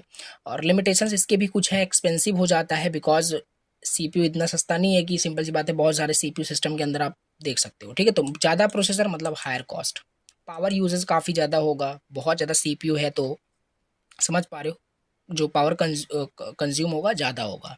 Difficult programming, managing memory and communication between CPUs complex होता है। तो कुछ लिमिटेशंस बेनिफिट्स यहाँ पे राइट करना है। मल्टी प्रोसेसिंग आपको समझ में आ गया होगा। जैसे ये डायग्राम आपने बनाया था, ऐसे ये भी डायग्राम बना सकते हो, राइट। यहाँ पे कुछ इस टाइप से CPU 1 CPU 2, तो अलग अलग टास्क करके कुछ भी यहाँ पे डायग्राम आप बना देना, ठीक है। तो ये मल्टी प्रोसेसिंग हमने समझ लिया। अब थोड़ा सा एक मोस्ट इंपॉर्टेंट टॉपिक डिस्कस करते हैं, right. Multitasking and multi processing में दोनों में डिफरेंस क्या होता है। देखो साथ ही साथ जो मैं आपको बताता रहूँ कि ये इंपॉर्टेंट है, उस पर और ज़्यादा फोकस के साथ उसको पढ़िए, ठीक है। बाकी पढ़ना सारी चीज़ें आपको कंप्लीट है, राइट। इसमें ऐसा नहीं कि कुछ चीज़ें आप इसे इग्नोर कर रहे हो, छोड़ रहे हो, सारी चीज़ें आपको कंप्लीट करनी है, ईजी है, पूरा सब कुछ समझ में आएगा, ठीक है। तो अब मल्टीटास्किंग मल्टी प्रोसेसिंग में दोनों में डिफरेंस क्या है, विद टेबल आपको कुछ यहाँ पे पॉइंट्स याद रखने हैं। तो पहले तो डेफिनेशन ही आपको लिख देना है। मल्टीटास्किंग का डेफिनेशन क्या बताया था, यहाँ पे एक CPU खाली होता है जो मल्टीपल टास्क को हैंडल करता है, ठीक है, बाई स्विचिंग बिटवीन देम, ठीक है। और इसमें क्या होता है, मल्टी प्रोसेसिंग में बहुत सारे CPU होते हैं, एट द सेम टाइम सब एग्जीक्यूट हो रहा होता है, ठीक है, पैरेलली सारी चीज़ एग्जीक्यूट हो रही होती है, ठीक है। और CPU काउंट की बात करें, इसमें एक ही CPU होता है, इसमें दो या दो से ज़्यादा हो सकते हैं, तो बट वन से ज़्यादा तो होने ही चाहिए मल्टी प्रोसेसिंग में। पैरेलल एग्जीक्यूशन इसमें नहीं होता है, parallel execution just fast switching होती है, और हमें लगता है कि भैया पैरेलल एग्जीक्यूट हो रहा है, ठीक है, बट वो पैरेलल एग्जीक्यूट नहीं हो रहा होता है मल्टीटास्किंग के अंदर। इसमें ट्रू पैरेललिज्म होता है, मतलब पैरेलली सारी चीज़ एग्जीक्यूट होती है, राइट। CPU 1 कोई मान लेते एक प्रोसेस आपका क्रोम एग्जीक्यूट कर रहा है, CPU 2 आपका कुछ दूसरा प्रोसेस एग्जीक्यूट कर रहा है, तो पैरेलली होता है eight the same time. Speed की बात करें, ये टास्क स्विचिंग पे डिपेंड करता है और फास्टर होता है multiple task, because separate CPU को यूज़ करके एग्जीक्यूट कर रहा है तो स्पीड फास्ट होगी मल्टी प्रोसेसिंग में। पावर कंजप्शन लो होगा, यहाँ पे बहुत ज़्यादा होगा।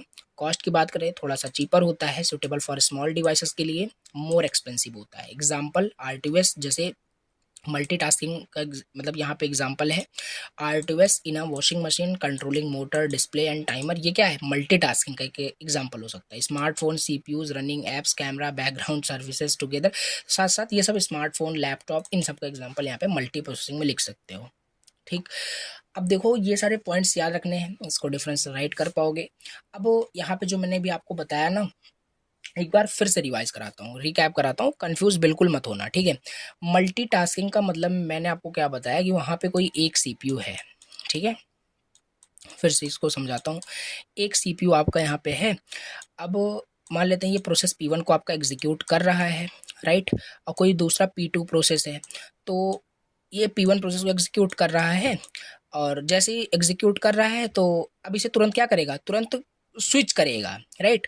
मल्टीटास्किंग यही है, P1 को भी एग्जीक्यूट कर रहा है, फिर तुरंत P2 को एग्जीक्यूट किया, स्विच कर दिया, फिर से यहाँ पे आया, इसको एग्जीक्यूट किया, फिर से यहाँ पे आकर इसको एग्जीक्यूट करने लगा। तो ये क्या है, इसे हम बोलते हैं कंटेक्स्ट स्विचिंग बोलते हैं। अभी आगे यही हम देखने वाले हैं।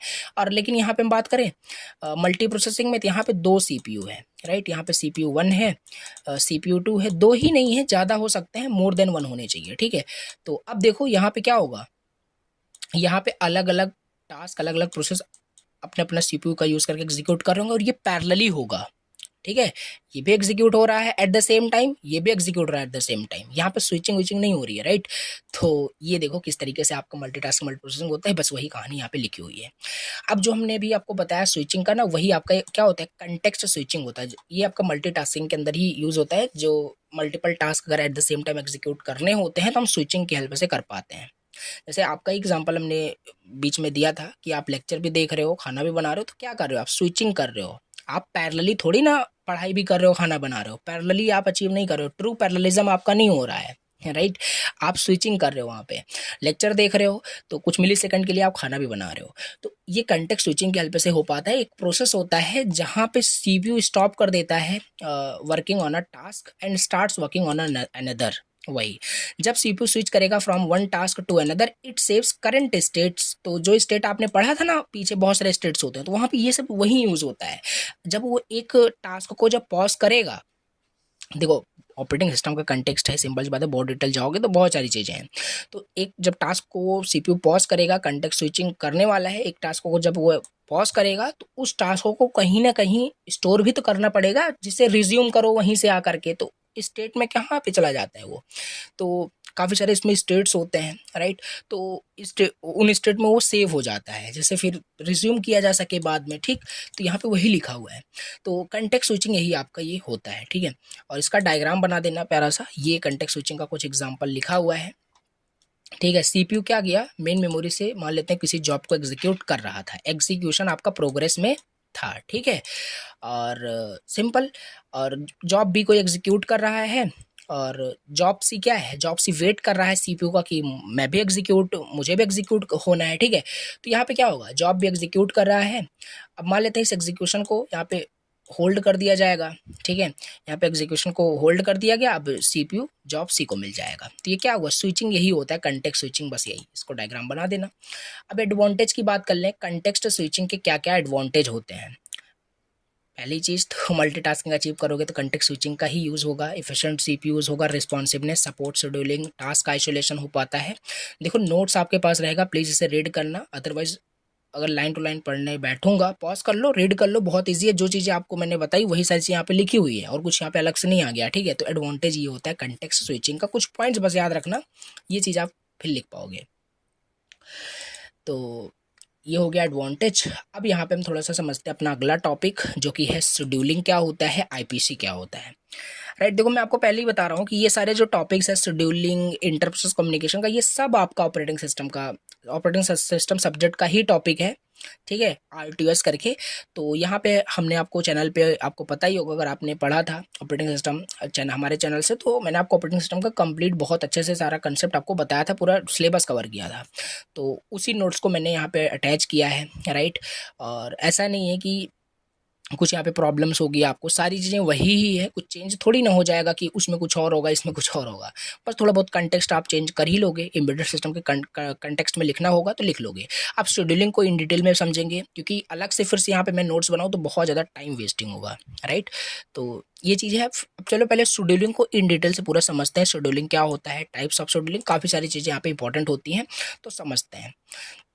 शेड्यूलिंग में पहला, अब यहाँ पे पहले हम समझेंगे सीपीयू शेड्यूलिंग होता क्या है, राइट। शेड्यूलिंग क्यों ज़रूरत है, सिंपल सी बात है। यहाँ पे शेड्यूलिंग का मतलब यही है कि जैसे बहुत सारे अगर टास्क हैं एग्जीक्यूट का होना चाहते हैं, तो भैया उनको शेड्यूल करना, राइट, कि ये टास्क मतलब बाद में एग्जीक्यूट होगा, ये बाद में एग्जीक्यूट होगा ना, मतलब जो आपका वहाँ पे टास्क है ना, उसको असाइन करना सीपीयू को टाइम टू टाइम, राइट। तो शेड्यूल करना मतलब यहाँ पे वही लिखा है कि शेड्यूलिंग एक फंडामेंटल एक्टिविटी आप बोलो ऑपरेटिंग सिस्टम का, that manage the execution of the various process by assigning them to the CPU. CPU scheduling is about deciding which of the process is ready to is given access to the CPU next, मतलब कौन से process को CPU देना है, कौन से process को CPU नहीं देना है, ये शेड्यूलिंग की हेल्प से ही हो पाता है। और ये कौन शेड्यूलिंग करता है, शेड्यूलर करता है, ठीक है। तो बहुत सारे शेड्यूलिंग एल्गोरिदम होते हैं, चाहे एग्जांपल यहाँ पे दिखा सकते हो कि हाँ आपको चीज़ें आ रही है, राइट। बाकी सब्जेक्ट आपका एम्बेडेड सिस्टम है, कोई ज़रूरी नहीं है। अब यहाँ पे हम टाइप्स ऑफ शेड्यूलिंग की बात करें तो 2 शेड्यूलिंग यहाँ पे है, राइट, सिलेबस में। और टाइप्स होता भी है नॉन प्री इम्पटिव शेड्यूलिंग और प्री इम्पटिव शेड्यूलिंग। देखो नॉन प्री इम्पटिव शेड्यूलिंग का मतलब यहाँ पे देखो हिंदी मैंने बहुत अच्छे से लिखा हुआ था, ठीक है, बताया था आपको। तो नॉन प्री इम्पटिव का शेड्यूलिंग का मतलब ये है, जैसे कोई प्रोसेस को अगर सीपीयू मिल गया, कोई एक प्रोसेस P1 है, इसको थोड़ा सा रिलेट करते हैं, कोई प्रोसेस आपका P1 है, इसे जो है सीपीयू की एक्सेस मिल चुकी है और ये एग्जीक्यूट हो रहा है। तो भैया जब तक ये अपना टास्क ये कंप्लीट नहीं कर लेगा ना, तब तक ये सीपीयू को रिलीज नहीं करेगा, और कोई ज़बरदस्ती इसे सीपीयू ले भी नहीं सकता, ठीक है, कि इसे इंटरप्ट सिग्नल जनरेट कर दे, इसे सीपीयू ले ले, ये सब पॉसिबल नहीं है। बिकॉज ये क्या है, नॉन प्री इम्पटिव शेड्यूलिंग है। नॉन प्री इम्पटिव नाम से क्लियर हो रहा है, सीपीयू प्रोसेस अपने मन से एग्जिट करता है। जब ये कंप्लीट हो जाएगा प्रोसेस P1 ना, तो ये एग्जिट कर जाएगा खुद से कि लो अब आप सीपीयू ले लो, हमारा काम खत्म हो गया, ठीक है। तो ये नॉन प्रीइम्पटिव होता है, इसमें कोई प्रीम्प्ट नहीं कर सकता, कहने का मतलब है कोई इंटरप्ट नहीं कर सकता, राइट, कि सीपीयू उसे छीन लेगा फोर्सफुली, राइट, ऐसा नहीं। तो यहाँ पे वही लिखा है, जब तक वो खुद रिलीज ना करे तब तक कोई उसे सीपीयू नहीं ले सकता। तो बस यही है आपका, ये डायग्राम बना सकते हो। अब प्रीइम्पटिव का फिर मतलब क्या हो जाएगा, प्रीइम्पटिव का मतलब ये है कि कोई P1 प्रोसेस जो है आपका एग्जीक्यूट हो रहा है, यानी सीपीयू से मिला हुआ है। अब उसी दौरान कोई मानते हैं P2 प्रोसेस आ गया, बहुत इंपॉर्टेंट है, तो इसे इंटरप्ट सिग्नल जनरेट किया जाएगा, इसे सीपीयू ले लिया जाएगा, सीपीयू इसे दे दिया जाएगा, P2 यहाँ पे अब एग्जीक्यूट करना स्टार्ट हो जाएगा। तो ये क्या हुआ, प्री इम्पटिव शेड्यूलिंग इसे हम बोलेंगे। यहाँ पे सीपीयू फोर्सफुली भी लिया जा सकता है। ओके, तो ये चीज़ ना यहाँ पे हमने समझ लिया। तो देखो यहाँ पे बस आपको, आपके पास ये नोट्स तो रहेगा, रीड करना कंसेप्ट मैंने आपको बताया कि ये चीज़ें हैं क्या, राइट। अब ये देखो वही सेम चीज़ लिखा है कि जब तक वो मतलब अपना process will leave the CPU willingly, मतलब इच्छा अनुसार खुद से वो रिलीज अगर कर देता है तो ठीक है, अदरवाइज वो फोर्स आउट भी किया जा सकता है प्री इम्पटिव के अंदर, ठीक। तो ये है कुछ, अब इसका डिफरेंस भी यहाँ पे हम क्लियर कर लेते हैं, दोनों में डिफरेंस क्या है ये इंपॉर्टेंट है, right. Difference between non preemptive and preemptive scheduling में दोनों में डिफरेंस देखो, पॉइंट्स याद रखना है। तो सीपीयू एलोकेशन की बात करें नॉन प्रीएम्पटिव में, वंस अ प्रोसेस स्टार्ट, अगर एक बार प्रोसेस आपका स्टार्ट हो गया ना, तो इट रन्स टू कंप्लीशन और वेट फॉर सम इवेंट, तो भैया वो तब तक एग्जीक्यूट होता रहेगा जब तक खुद के टास्क को कंप्लीट ना कर ले, और सीपीयू किसी को नहीं देगा, ठीक। और इसमें क्या करें, इसमें फोर्स आउट भी किया जा सकता है, सीपीयू फोर्सफुली उसे लिया जा सकता है। और रिस्पांस टाइम की बात करें, can be longer especially for short task के लिए काफ़ी ज़्यादा रिस्पांस टाइम लग जाता है, generally shorter as higher priority task. और कॉम्प्लेक्सिटी की बात करें, सिंपल होता है आपका, बहुत ज़्यादा कॉम्प्लेक्स होता है, केयरफुल हैंडलिंग की जाती है। रिसोर्स यूटिलाइजेशन की बात करें, may lead to inefficient CPU utilisation, typically more efficient होता है as it can quickly switch task. Batch system में यूज़ होता है, इंटरेक्टिव रियल टाइम सिस्टम में यूज़ होता है। तो ये कुछ डिफरेंस है नॉन प्रीएम्पटिव शेड्यूलिंग और प्रीएम्पटिव शेड्यूलिंग में, दोनों में डिफरेंस क्या होता है पता होना चाहिए। अब इसके बाद अपना अगला टॉपिक डिस्कस करते हैं, जो कि था आपका आईपीसी, इंटर प्रोसेस कम्युनिकेशन, ठीक है। इंटर प्रोसेस कम्युनिकेशन क्या होता है, जो हम जैसे बहुत सारे आपके प्रोसेस वहाँ पे एग्जीक्यूट हो रहे हैं, उन प्रोसेस के बीच में अगर कम्युनिकेशन कराना है तो उसे हम इंटर प्रोसेस कम्युनिकेशन बोलते हैं। प्रोसेस कम्युनिकेट करते हैं with each other with the help of the inter process communication, ठीक। और आईपीसी का मतलब वही है कि which process communicate with each other, कौन सा प्रोसेस किसके साथ कम्युनिकेट कर रहा है। इंटर प्रोसेस कम्युनिकेशन एक मैकेनिज्म है जो अलाउ करता है प्रोसेस को कम्युनिकेट करने के लिए और सिंक्रोनाइज दियर एक्शंस, और cooperating process requires IPC to exchange data और इन्फॉर्मेशन। देखो काफ़ी सारे ऐसे प्रोसेस होते हैं जो डेटा का एक्सचेंज उन प्रोसेस के अंदर होता है, काफ़ी सारे एग्जांपल ले सकते हो, ठीक है। जैसे डेटा का एक्सचेंज करने वाला, कोई आप MS वर्ड में कोई डॉक्यूमेंट आप एडिट कर रहे हो, तो इनपुट दे रहे हो आप कीबोर्ड से कुछ भी चीज़ें, तो क्या हो रहा है कि सिंपल सी बात है, एक कीबोर्ड भी एग्जीक्यूट हो रहा है, तो ये भी आपके बैकएंड में ड्राइवर यूज़ होता है, तो यूज़ हो रहा होगा, प्रोसेस एग्जीक्यूट हो रहा है, तो उससे कैसे डेटा का एक्सचेंज हो रहा है within process with each other, क्या है, यही आपका इंटर प्रोसेस कम्युनिकेशन की हेल्प से ही हो पाता है, ठीक है। इंटर प्रोसेस कम्युनिकेशन बेसिकली दो टाइप्स के होते हैं, शेयर्ड मेमोरी और message parsing. Shared memory, message parsing. Shared memory क्या होता है, in this model of IPC a region of memory shared among cooperating process देखो शेयर्ड मेमोरी में क्या होगा, यहाँ पे मेमोरी शेयर किया जाता है among among their process, right. Process के बीच में क्या होगा कि मेमोरी को शेयर किया जा रहा होगा, एक region of memory shared within the process. इसका डायग्राम आगे है, देखते हैं अभी। और process can their exchange data information of reading writing data to the shared region. Shared memory model faster होता है मैसेज पार्सिंग से, तो ये कुछ इसका शेयर्ड मेमोरी का एग्जांपल है। प्रोसेस वन, प्रोसेस ए है, प्रोसेस बी है, और ये आपका कोर जो पार्ट होता है, कोर पार्ट होता है ऑपरेटिंग सिस्टम का, कर्नल, ये चीज़ आपका होता है। अब यहाँ पे हमने क्या देखा कि जो आपका मेमोरी होगा वो शेयर्ड होता है, राइट। तो सिंपल सी बात है, ये शेयर्ड है, राइट। तो देखो ये कुछ आपको डायग्राम बनाना है इसका, shared memory inter process communication का, ठीक है। अब ये चीज़ मैं बिल्कुल भी, अगर चाहो तो जाके आप ऑपरेटिंग सिस्टम का भी प्लेलिस्ट आपको मिल जाएगा, अलग सा एक इंटर प्रोसेस कम्युनिकेशन करके एक आपका है वीडियो, जाके देख सकते हो। बट आपको सजेस्ट नहीं करूँगा कि आप इधर उधर बहुत सर्च करो, जो चीज़ें मैं आपको बता रहा हूँ बस वही चीज़ आपको फॉलो करना है, एम्बेडेड सिस्टम के कंटेक्स्ट में है, राइट। तो ये चीज़ है आपका शेयर्ड मेमोरी क्या है, राइट। और however it requires careful synchronise mechanism to ensure that process do not access shared memory in an inconsistent और कन्फ्लिक्टिंग मैनर।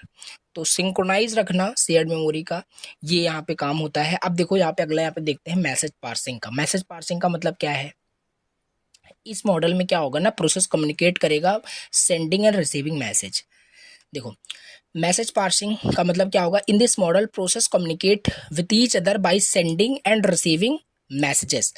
अब जैसे यहाँ पे मान लेते हैं दो प्रोसेस आपका P1 एंड P2 है, right. P1 and P2 want to communicate with each other, so वो क्या करेंगे, इस कुछ यहाँ पे स्टेप्स को फॉलो करेंगे। यहाँ पे हमारे दो प्रोसेस आपके हैं, दो प्रोसेस आपस में कम्युनिकेट करना चाहते हैं with the help of the message parsing inter process communication.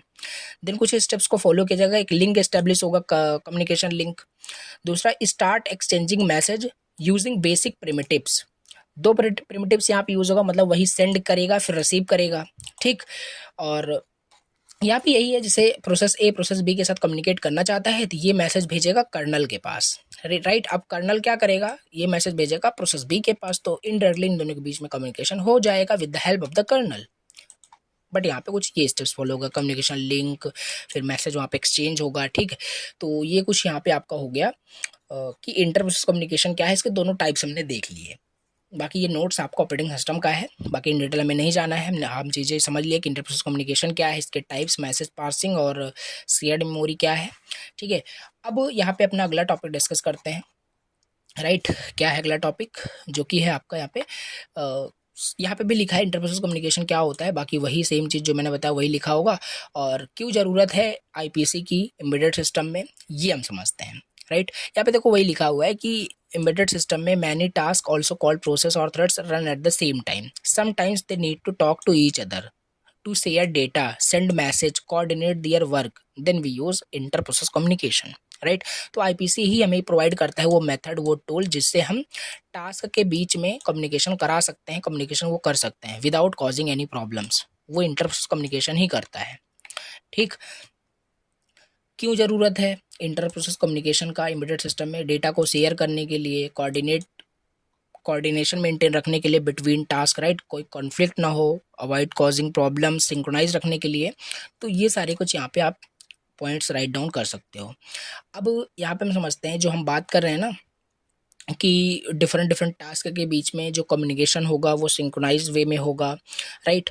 तो वो चीज़ कैसे होगा, अब यहाँ पे इसे हम देखते हैं। तो आईपीसी के मेथड की बात कर लेते हैं कि इंटर प्रोसेस कम्युनिकेशन के क्या क्या मेथड्स हैं जो रियल टाइम ऑपरेटिंग सिस्टम में यूज़ होते हैं। यहाँ पे ये लाइन देखो, यहाँ पे क्या लिखा है, आईपीसी प्रोवाइड करता है methods and tools that allows task to communicate and share resources safely without causing problems. तो वो सारे मेथड्स हमें देखने क्या क्या मेथड्स प्रोवाइड करता है। कुछ नया नहीं आ गया, सीमाफोर यूनिट थर्ड में ही आपने देखा, ठीक है। तो सीमाफोर का यूज़ करके यहाँ पे ये अचीव करता है, मतलब कम्युनिकेट कराता है। जैसे देखो सीमाफोर एक वेरिएबल की तरह होता है, एक सिग्नल मैकेनिज्म आप इसे बोलो, जो यूज़ होता है आरटीओएस में कंट्रोल करने के लिए access to a shared resources like memory, sensor और device by multiple task. Think of a semaphore like a traffic signal that tells task when to go और स्टॉप और wait, right. It helps to prevent two or more tasks from using the same resource at the same time, called mutual exclusion. कहने का मतलब semaphore का मतलब ये है कि जैसे दो टास्क आपके एग्जीक्यूट हो रहे हैं, राइट। अब प्रोसेस ए प्रोसेस बी या टास्क ए टास्क बी से कम्युनिकेट करना चाहता है तो सीमाफोर मेथड का वहाँ पे यूज़ करेगा। ये it is like a variable की तरह होता है, राइट।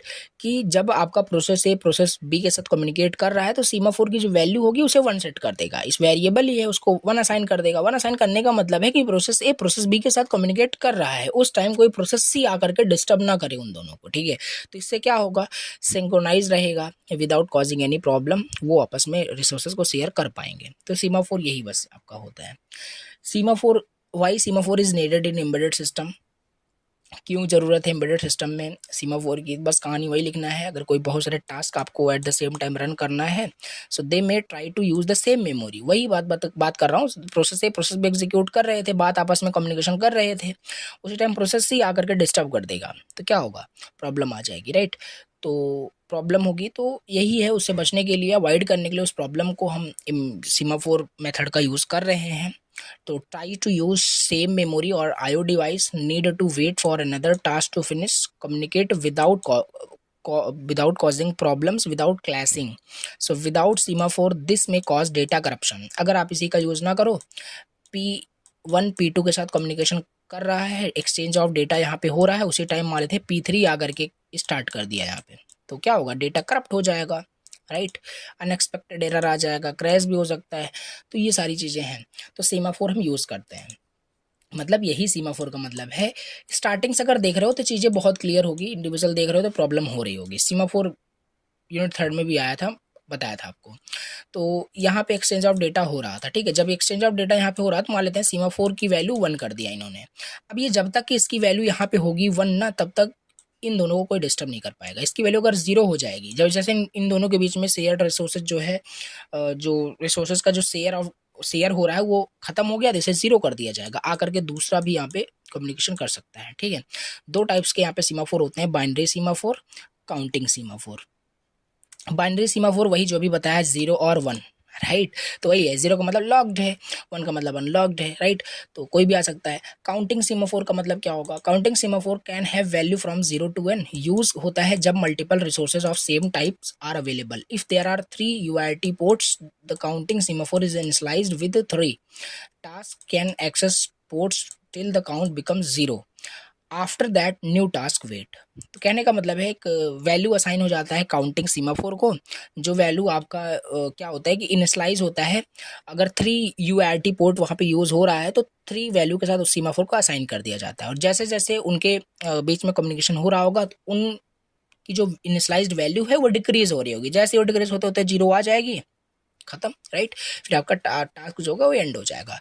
तो ये कुछ यहाँ पे इसका एग्जाम्पल हो जाएगा, इसे रीड करना। अब यहाँ पे अगला यहाँ पे हम टॉपिक डिस्कस करते हैं जो सिलेबस में दिया गया है, दैट इज मेल बॉक्स। तो इसको समझते हैं। तो अभी समझते हैं मेल बॉक्स क्या होता है। Mailbox in real time operating system में क्या होता है, सिंपल ये दूसरा मेथड है आईपीसी का।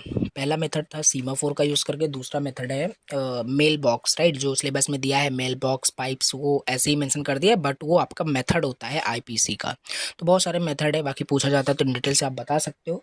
तो मेल बॉक्स आपका एक मेथड है इंटर प्रोसेस कम्युनिकेशन का, मतलब विद इन प्रोसेस अगर कम्युनिकेशन कराना है विद ईच अदर, राइट, एक प्रोसेस का दूसरे प्रोसेस के बाद, तो ये भी हम मेथड यूज़ कर सकते हैं। मेल बॉक्स क्या होता है वो समझते हैं इन डिटेल से, जो कि यूज़ होता है आरटीओएस एम्बेडेड, मतलब आरटीओएस एंड एम्बेडेड सिस्टम में आपका ये यूज़ होता है।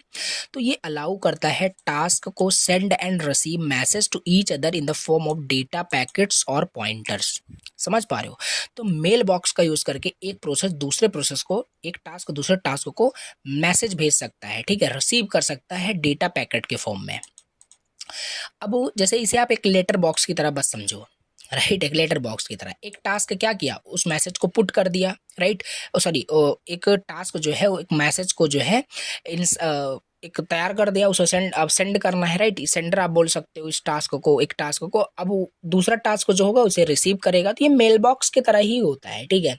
एग्जाम्पल इसे ईमेल की तरह थोड़ा सा रिलेट कर लो, बाकी वो नहीं होता है। एम्बेडेड सिस्टम के कंटेक्स्ट में से हमें समझना है, एक मेथड है आईपीसी का जो यूज़ होता है मैसेज को सेंड एंड रिसीव करने के लिए इन the form of data packets.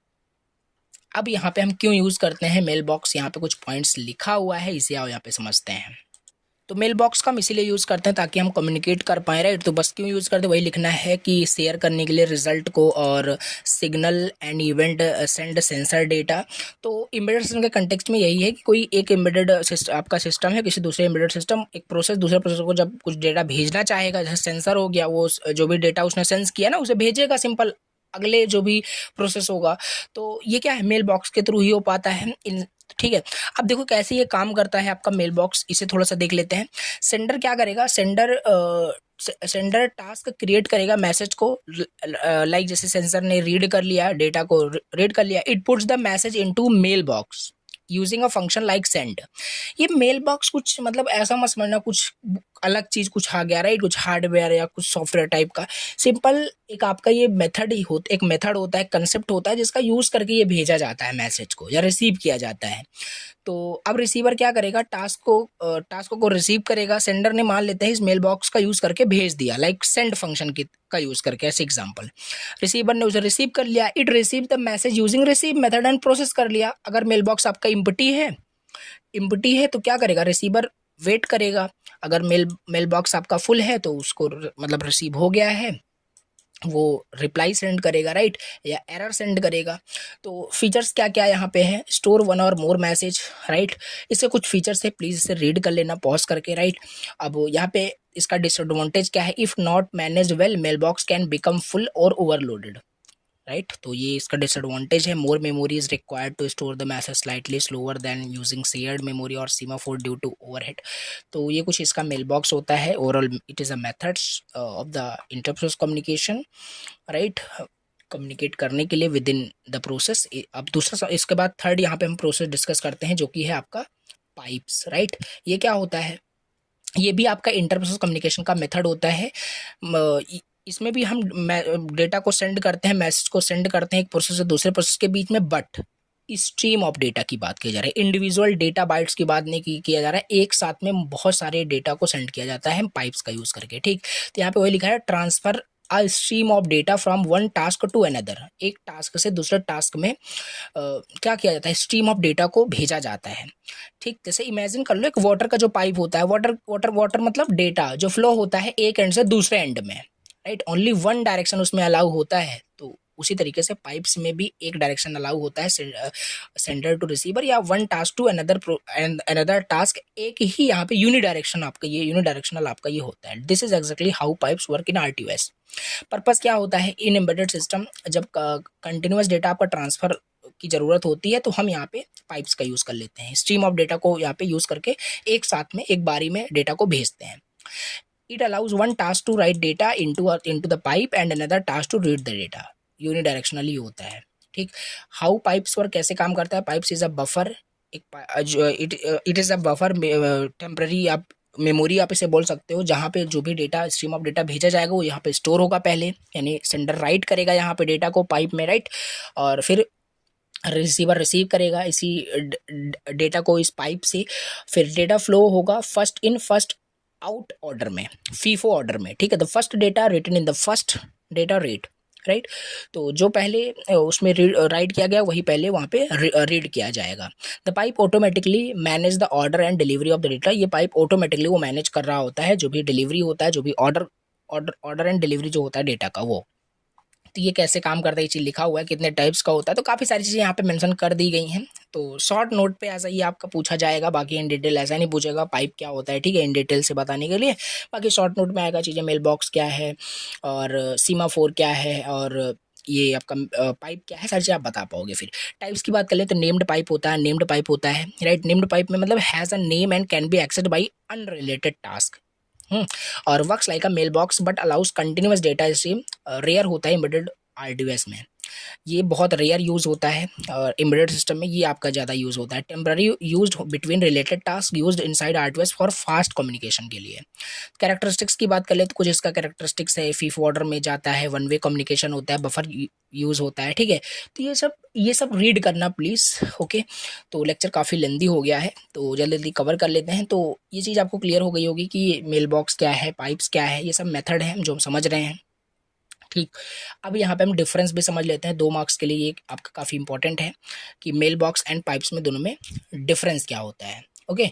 तो मेल बॉक्स क्या था, सिंपल, मेल बॉक्स में टाइप्स ऑफ डेटा वो मैसेज था, सिंगल यूनिट था, इसमें स्ट्रीम है, मल्टीपल मतलब सेट ऑफ डेटा आप बोल सकते हो भेजा जाता है। डायरेक्शन की बात करें वन वे होता है, ये भी वन वे होता है।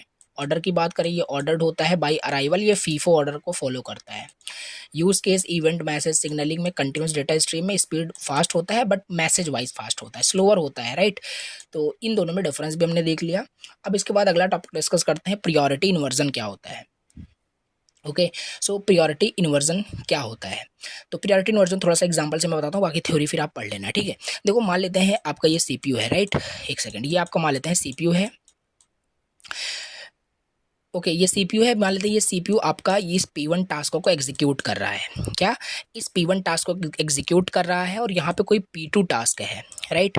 कोई मान लेते हैं ये P1 टास्क है, ये सीपीयू को असाइन किया हुआ है इसको, और ये एग्जीक्यूट हो रहा है, और ये जो P1 टास्क है ना, ये बहुत इंपॉर्टेंट टास्क नहीं है, ये बहुत लो प्रियोरिटी का टास्क है। इसका काम बाद में अगर हो तब भी चल सकता है, P1 की मैं बात कर रहा हूँ, और लेकिन जो P2 टास्क है ना, ये बहुत ज़्यादा इंपॉर्टेंट है, इसे एग्जीक्यूट होना बहुत इंपॉर्टेंट है, राइट, ऐसा बोल सकते हो।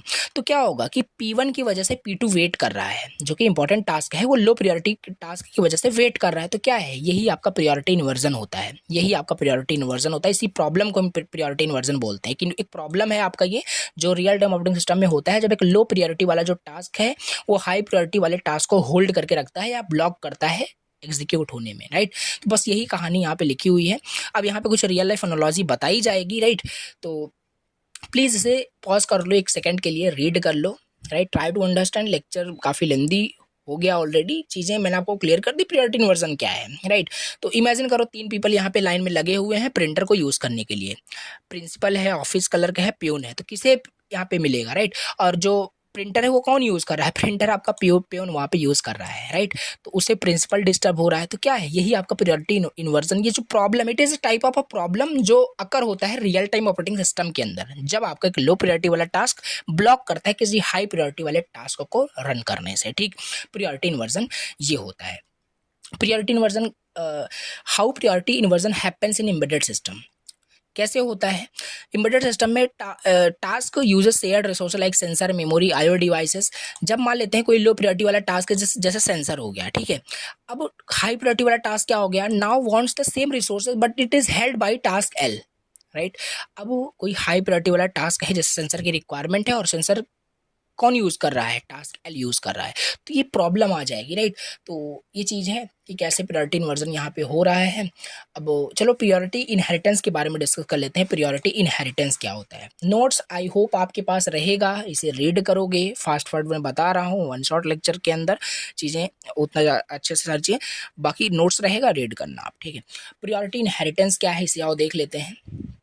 देखो, तो प्रायोरिटी इनहेरिटेंस, अब जो आपने भी प्रायोरिटी इन्वर्जन प्रॉब्लम समझा ना, उसका सोल्यूशन है priority inheritance, right. Priority inversion problem का सोल्यूशन है प्रायोरिटी इनहेरिटेंस। जब लो प्रायोरिटी वाला टास्क ब्लॉक करता है प्रायोरिटी टास्क को, तो वो तो आपका प्रायोरिटी इन्वर्जन प्रॉब्लम है, उस प्रॉब्लम को दूर भी करना पड़ेगा, कोई अच्छी चीज़ थोड़ी ना है। समझ पा रहे हो। तो उसको दूर करने के लिए हम प्रायोरिटी इनहेरिटेंस का यूज़ करते हैं। देखो कैसे, the system temporarily raise the priority of the low priority task to match the high priority one just long enough to finish its job. Once done, low priority task goes back to the normal. एक example से देखो clear करते हैं। Back to the printer case, जैसे वहाँ पे हमने अभी जस्ट पीछे एग्जांपल लिया था, 3 वहाँ पे पर्सन्स थे, एक हाई प्रायोरिटी मतलब प्रिंसिपल थे, ऑफिस के क्लर्क थे, प्यून थे, और एक प्रिंटर था, ठीक है। इनकी कहानी, प्रिंटर अभी कौन यूज़ कर रहा है, लो प्रायोरिटी वाला टास्क यूज़ कर रहा है, इन्हें प्यून यूज़ कर रहा है, राइट। प्रिंसिपल आते हैं, वो देखते हैं कि अभी प्रिंटर यूज़ किया जा रहा है लो प्रायोरिटी वाले टास्क के जरिए, और ये भी वही सेम चीज़ देखते हैं, तो वो प्रॉब्लम थी, राइट। अब इसका सोल्यूशन कैसे क्या है, तो यहाँ पे peon gets urgent access to the printer temporary high status, he quickly finish and leaves. अब प्रिंटर को जल्दी से वो क्या करेगा, अपना काम फिनिश करेगा प्यून, फिर उसे रिलीज कर देगा, राइट। तो ये चीज़ है कि उस टास्क को जल्दी से जल्दी कंप्लीट करना है। लो प्रायोरिटी टास्क, जो भी लो प्रायोरिटी टास्क जो सीपीयू को यूज़ कर रहा है, उसे जल्दी जल्दी उसको क्या करो, कंप्लीट करके टास्क सीपीयू को रिलीज करो फॉर अदर टास्क के लिए, ठीक है। तो प्रायोरिटी इनहेरिटेंस यही होता है, प्रॉब्लम आपके यहाँ पे सॉल्व हो जाएगी, ठीक। तो एडवांटेज की बात करें तो वही प्रॉब्लम दूर कर रहा है, जो स्टक हो जा रहा था सारी चीज़ें, वो प्रॉब्लम दूर हो रहा है, टाइमली कंप्लीट हो रहा है सारी चीज़ें, प्रेडिक्टेबिलिटी, रिलायबिलिटी अचीव हो रही है, ओके। सो ये इसके कुछ एडवांटेज हो जाएंगे। तो ये चीज़ हमने यहाँ पे समझ लिया। अब यहाँ पे एक लास्ट टॉपिक आपके सिलेबस में मेंशन किया गया है, डिफरेंट डिफरेंट वहाँ पे आपके types of real time operating system दिए हुए हैं, उन सबको यहाँ पे हमें समझना है, फिर इनमें एक कंपैरिजन करके देखना है, ठीक है, जो इम्पोर्टेंट है। तो एक वी एक्स वर्क आपका ये दिया है, ये क्या है, ये आपके एक रियल टाइम ऑपरेटिंग सिस्टम के जो भी लास्ट में आपके दिया गया है ना वहाँ पे, तो वो सब आपके रियल टाइम ऑपरेटिंग सिस्टम के टाइप्स हैं। तो ये आपका V X works is a real time operating system that is developed by wind river systems, right. It is designed to run applications that require very fast predictable response times. तो वो चीज़ लिखना है। अब ये इस टाइप से आपके operating system होते हैं, ये यूज़ होते हैं एरो स्पेस में, डिफेंस में, ऑटोमोटिव में, मेडिकल डिवाइसेस में यूज़ होते हैं, रोबोटिक्स में यूज़ होते हैं, जहाँ पे डेडलाइन बहुत इंपॉर्टेंट होता है, ठीक है, टाइम जहाँ पे काफ़ी ज़्यादा स्ट्रिक्ट होता है। की फीचर्स क्या है, real time performance, multitasking, small footprint, modular and scalable, आपका ये कुछ की फीचर्स हो जाएगा। तो 7 यहाँ पे की फीचर्स लिखे हुए हैं। अब रियल टाइम ऑपरेटिंग सिस्टम है तो वही सारे की फीचर्स इसके भी हो जाएंगे, कुछ नया थोड़ी ना आ जाएगा यहाँ पे। तो ये की फीचर्स कुछ आपको लिखने हैं। तो ये सब क्या है, आपके रियल टाइम ऑपरेटिंग सिस्टम के टाइप्स दिए हुए हैं, और एक आपका ये दिया है, एक और दिया हुआ है ऑपरेटिंग सिस्टम, राइट। तो इसको कैसे पढ़ेंगे, रीड आउट कैसे करोगे, माइक्रो सी ऑपरेटिंग सिस्टम सेकेंड, राइट। ये क्या है, माइक्रो सी ऑपरेटिंग सिस्टम 2, ये भी एक रियल टाइम ऑपरेटिंग सिस्टम का ही टाइप होता है जो कि इनके जरिए बनाया गया है, राइट। मिक्रियम करके लिखा हुआ है कुछ, इनके जरिए यहाँ पे बनाया गया है। It is designed for embedded system where timing, reliability, simplicity are very important. Same simple, जब रियल टाइम ऑपरेटिंग सिस्टम का ही टाइप है तो टाइम तीनों में कांस्टेंट ही होगा, मतलब स्ट्रिक्ट होगा, ठीक। तो ये ओपन सोर्स है, फॉर एजुकेशनल यूज, पोर्टेबल है आपका ये, right. It can works on the different micro controllers like ARM, PIC, इन सब में यूज होता है। की फीचर्स की बात करें तो प्रीइम्पटिव मल्टीटास्किंग ये होती है। प्रीइम्पटिव मैंने पहले बताया था, कि फोर्सफुली इंटरप्ट करके CPU जो है लिया जा सकता है। डिटर्मिनिस्टिक बिहेवियर होता है, पोर्टेबल, स्केलेबल होगा। ये कुछ की फीचर्स यहाँ पे आपको राइट डाउन करने हैं, ओके। और रियल लाइफ एग्जांपल की बात करें, ये कहाँ पे यूज़ हो रहा है, माइक्रो सी ऑपरेटिंग सिस्टम सेकंड, ये मेडिकल डिवाइसेस में काफ़ी ज़्यादा यूज़ होता है। हार्ट मॉनिटर में आपका ये यूज़ हो रहा है, कंज्यूमर इलेक्ट्रॉनिक्स में यूज़ हो रहा है। तो कुछ रियल लाइफ एग्जांपल भी ये राइट डाउन कर सकते हो। ये चीज़ मैं बस जस्ट अभी इसका ओवरव्यू आपको दे रहा हूँ। इसका एग्जाम में क्या पूछा जाएगा, कंपैरिजन पूछा जाता है, कंपैरिजन पूछा जाएगा, राइट। तो वो चीज़ यहाँ पे देखना, बट पहले से ओवरव्यू समझ लेते हैं कि है क्या, इनके फीचर्स भी समझ ले रहे हैं, जैसे कि शॉर्ट नोट भी आ जाए तो लिख पाओ आप, ठीक। फिर लास्ट में यहाँ पे RT लिनक्स, ये भी एक रियल टाइम ऑपरेटिंग सिस्टम का ही टाइप है, जो कि लिनक्स का एक आपका टाइप बोल सकते हो। तो it is a special real time operating system based on the Linux kernel design for embedded system where task must be done within strict time deadlines. Simple word में बात करें तो किससे मिलकर बना है, real time layer plus Linux का use करके ये RT लिनक्स बना हुआ है। It allows you to run real time task which needs immediate attention along with normal Linux applications like file management, networking etcetera. की फीचर्स इसके भी काफ़ी सारे यहाँ पे हैं, 4 से 5 की फीचर्स हैं, ये राइट करना है। देखो इस वजह से इतना मैं रीड नहीं कर रहा हूँ, ये चीज़ें कंपैरिजन अभी मैं आपको बताने ही वाला हूँ, तो ये चीज़ें आपकी क्लियर हो जाएगी। तो ये रहा सिंपल, देखो ये काफ़ी ज़्यादा इंपॉर्टेंट है, इसे बहुत ज़्यादा नोट कर लीजिए, बहुत इंपॉर्टेंट है, इसे आपको अच्छे से समझ लेना है। तो बहुत सारे यहाँ पे पॉइंट्स दिए हुए हैं, इन पॉइंट्स को जस्ट आपको क्या करना है, याद रखना है और कंपैरिजन करना है। ये तीनों क्या है, VX works, micro C operating system second, RT layer, इसको हमने पहले ही देख लिया अभी जस्ट। तो क्या है वहाँ पे शॉर्ट नोट टाइप का हमने देखा, अब इसमें डिफरेंशिएट करना है, तो तीनों के पहले कंपैरिजन करना है, तो डेवलपर का कंपैरिजन कर दीजिए। तो डेवलपर इसमें वाइड रिवर सिस्टम्स ये थे, मिक्रियम ये इनके डेवलपर थे, ठीक है। FSM लैब्स करके ये डेवलप किया गया। ओपन सोर्स की बात करें, ये ओपन सोर्स नहीं है, पार्शियली ओपन सोर्स है, यस ये ओपन सोर्स है, और यूज़ होता है एरो स्पेस में, इसका यूज़ केस लिख देना, स्मॉल लिमिटेड सिस्टम में यूज़ होता है, ये रोबोटिक्स इंडस्ट्रियल सिस्टम में यूज़ होता है।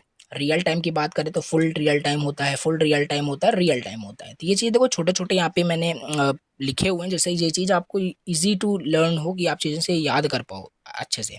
कर्नल का टाइप्स में मोनोलिथिक होता है, इसमें रियल टाइम कर्नल होता है, इसमें RT kernel plus Linux kernel होता है। वहाँ पे मल्टीटास्किंग सपोर्ट करता है, ये नहीं करता, सॉरी दोनों यहाँ पे मल्टीटास्किंग आपका ये सपोर्ट करता है, ये भी सपोर्ट करता है, तीनों आगे मल्टीटास्किंग यहाँ पे सपोर्ट करते हैं। बिकॉज ये रियल टाइम ऑपरेटिंग सिस्टम का ही टाइप है, जब RTOS करता है तो उसके तो टाइप्स तो करेंगे ही। मेमोरी फुटप्रिंट की बात करें, मीडियम होता है, वेरी स्मॉल एंड लार्ज होता है। प्रोग्रामिंग लैंग्वेज का यूज़ करके बनाया गया है, राइट। तो ये चीज़ें आप याद रखनी पड़ेगी आपको। पोर्टेबिलिटी हाई है, वेरी हाई है, लो है, इसको पोर्ट नहीं किया जा सकता, राइट। यूज़ होता है इंडस्ट्री में, वाइडली यूज़ होता है ये VX वर्क्स करके। कॉमन इन स्मॉल डिवाइसेस में यूज़ होता है, research and special Linux setups में यूज़ होता है। GUI आपका सपोर्ट करता है, यस नो यस।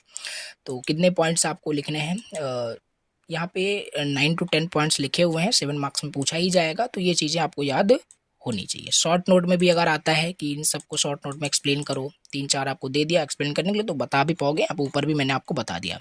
नोट्स आपके पास रहेगा, इन पॉइंट्स को थोड़ा सा इन डिटेल भी अच्छे से समझ लेना, इजी लैंग्वेज में लिखा गया है, राइट। और इस तरीके से हो गया आपका ये एम्बेडेड सिस्टम का यूनिट 4 100% फिनिश। चलो एक बार मैं आपको सिलेबस दिखा देता हूँ, राइट। ऐसा ना हो कि कुछ डाउट हो, सारी चीज़ें मैंने कवर की, थोड़ा सा लेक्चर लेंदी हो गया, फास्ट वर्ड में सारी चीज़ें हमने समझने की कोशिश की, चीज़ें आपको समझ में आ गई होगी।